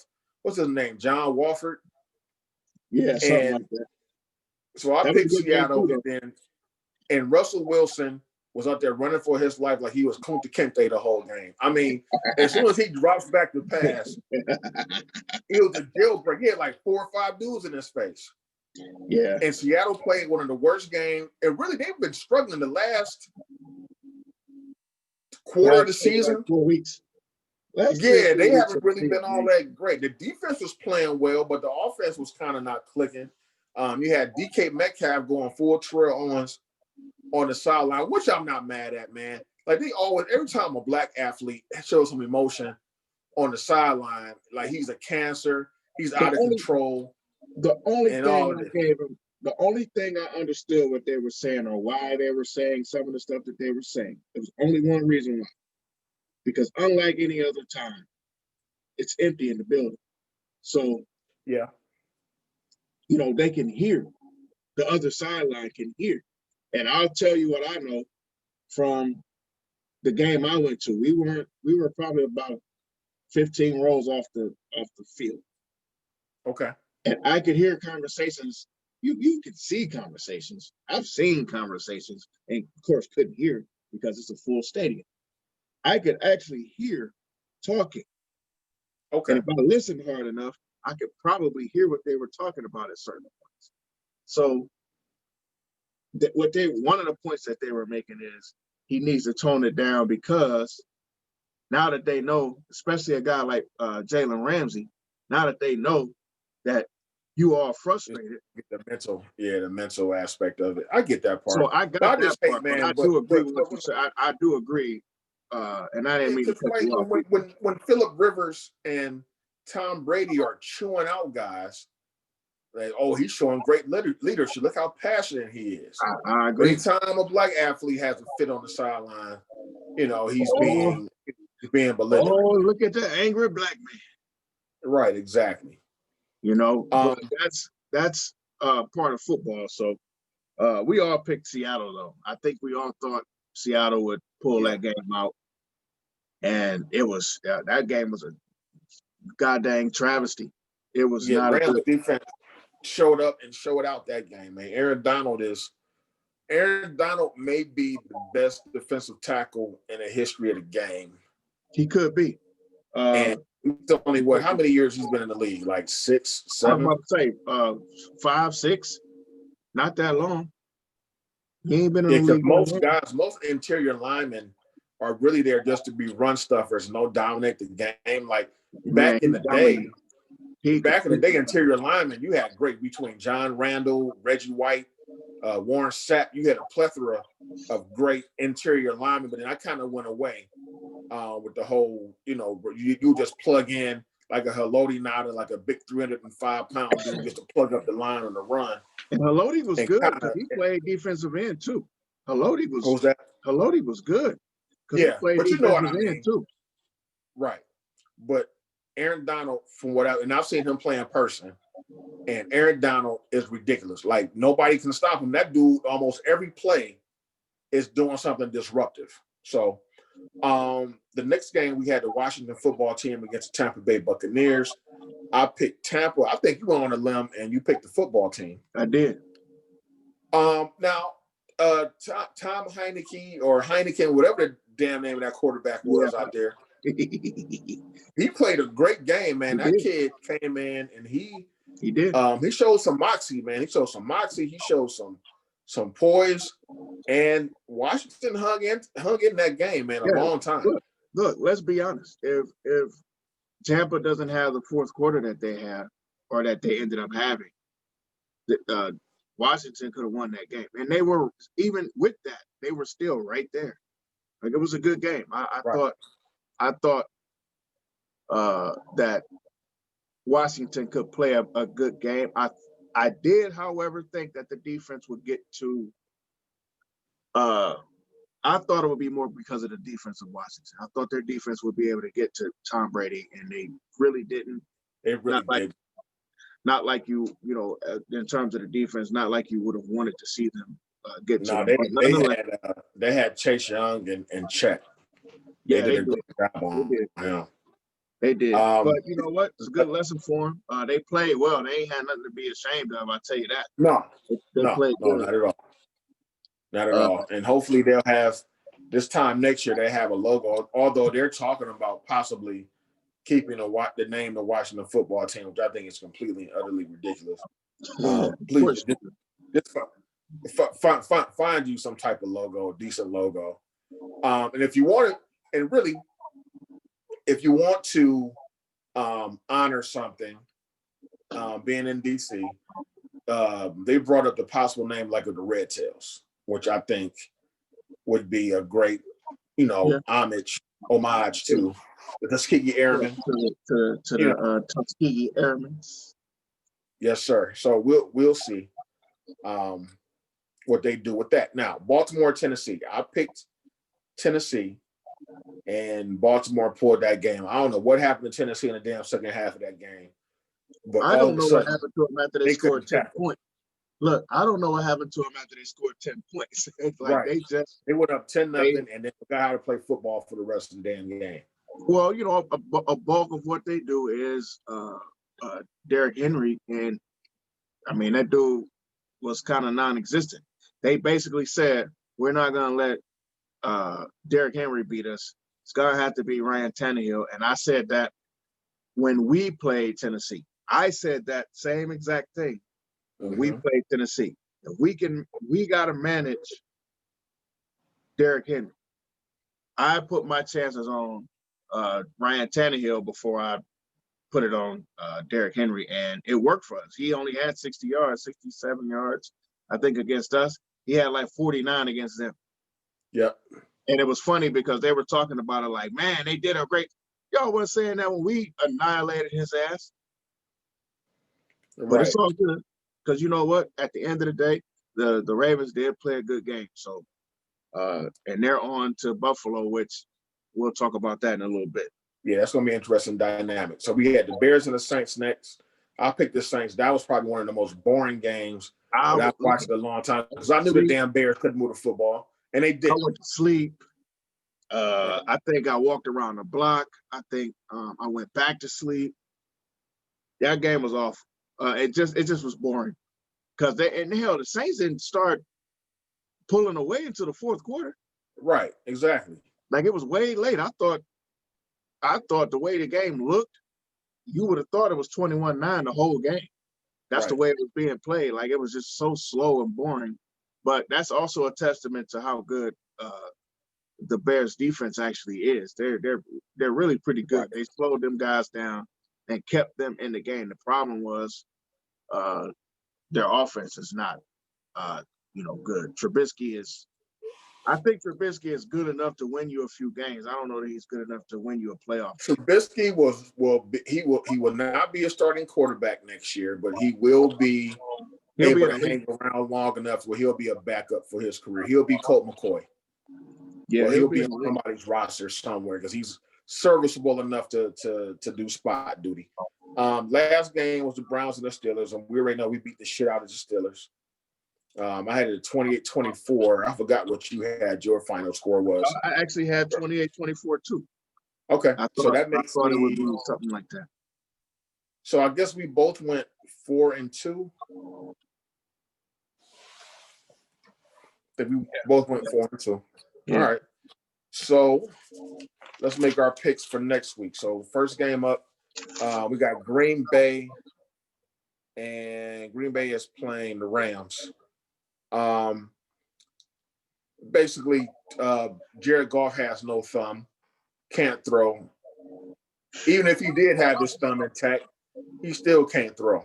So I'm going with Green Bay. Yeah, I don't see him pulling that game out like he did last week. A part of that was how awful the Seahawks were playing. So right. I think I'm going with the Packers. They're at home. They're still a tough team to beat at Lambeau in the playoffs. So I'm going with Packers. And then we got the Saints Tampa Bay game is at New Orleans. I'm going Tampa Bay. Wait, what's tomorrow? Tomorrow Friday? Yeah. Oh, it's after 12. I'm like looking at the games like, wait a minute. Okay. So the Saturday game. It's after 12 o'clock already? Yeah. Wow. So you got the Saturday games are the Rams and the Packers, and the Ravens and the Bills. Okay. Those are your Saturday games. Okay. It threw me off because it changed on the computer. So it's like, wait, what they talking about tomorrow?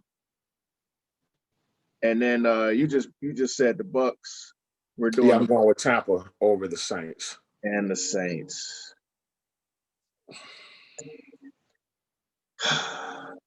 That's a tough one. I want to call the Saints, but the Saints always find a way. The Saints are the Southern Cleveland Browns, man.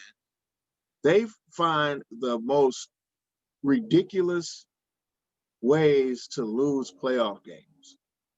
Like, they've gotten put out of the playoffs, 2 out of the last 3 years on the worst calls. Yeah.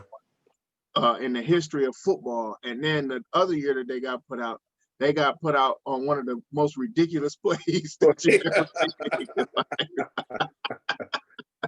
Like, I mean, I think this game might be setting up for one of those types of situations because I think it'll be kind of close for a period.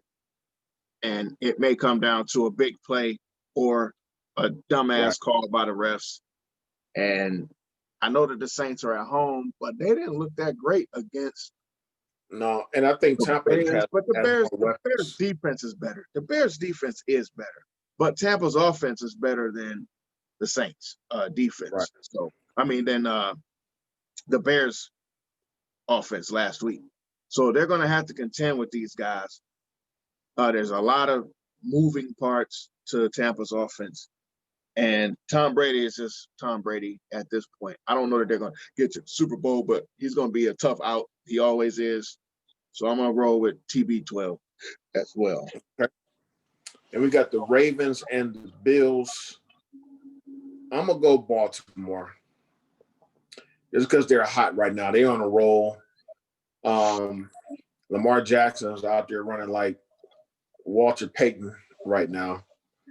And he honestly, he only had that one really good run. Like everything else, they did a decent enough job to keep him in the pocket. But right, I mean, that one run, that one loss of he was like a blur, man. Like playing Madden, you hit that turbo button once you get to the line of script, hit that turbo, and like that one run was just that. He went through that whole, just like you said, like somebody hit the A button, and he just took off. So yeah, I'm with you. I think the Ravens are gonna. I don't see where the Bills, especially after watching the game last week, unless something weird happens. I don't really see where the Bills are prepared for Lamar, and I really don't even see where they're prepared for. The Ravens defense is starting to play pretty good. And Buffalo does not run the ball at all. No, they don't even try. Josh, and I mean, not that Josh is bad. He's an MVP candidate this season, and he's gonna have to do a lot if they're gonna rely solely on him. Like you say, they're not really running the ball. But wasn't their running back hurt? One of their running backs was hurt last week, I thought. Zach Moss is hurt, but it ain't like they run him when he's not hurt. Yeah, but they got Zach Moss and Singletary. They don't use either one of them. You're gonna have to offset that a little bit. But hell, if they play the run like they played against Tennessee, then bro, they're gonna need to just throw the ball. So yeah, I'm gonna go with the Ravens. And the last game, of course, the only game that matters the most, and the only game that matters at all, my Cleveland Browns versus the Kansas City Chiefs. I'm a homer, but I ain't going for the Browns just because I'm a homer. I actually think we got a shot to win this game because of Kansas City's, I won't say overconfidence per se. I'll just say because of their confidence, I'm not sure if they'll know what to do if we hang in the game with them. I know that they can come back from behind. So if we just keep it close and just stay in the game, I think it just gives us a shot. And if we got a shot, I think we can pull it out. God forbid this comes down to a Cody Parkey kick. So I just want to see touchdowns, fellas. Right, man. And I am being a homer this time. But I do think we can win the game. But I'm all in now. I'm not picking against my squad at this point in time this season. Yeah, it's us. We in. We could be playing Satan's Army right now, and I'm still picking them at this point. It don't matter. I'm all in, baby. I'm all 100% in. I think we're going to win. Look, at this point, we are completely on this ride. Like, and I don't mean bandwagon. I mean, we on the ride. Like, it's like when you get on, you go to Cedar Point, you get on Millennium Force, and, you know, they put a little left thing down, and you feel that first little pull. Guess what, dog? You on this ride now. Yeah, you ain't getting off. Like, that's it. You on. Because trust me, there's been times I've been to Cedar Point where I've asked to get off the roller coaster once I sat down, and they looked at me like I was a damn fool. Like, no, sir, you could not. Once we strap you in, you could not get off the roller coaster. No, that's it, but that's Browns in the shootout, 45-42. You said 45. 42. That's I was thinking 41-38 Browns. Yeah, same thing. And I'm gonna need plenty of alcohol for this game because my nerves are gonna be all over. And listen, those 3 points.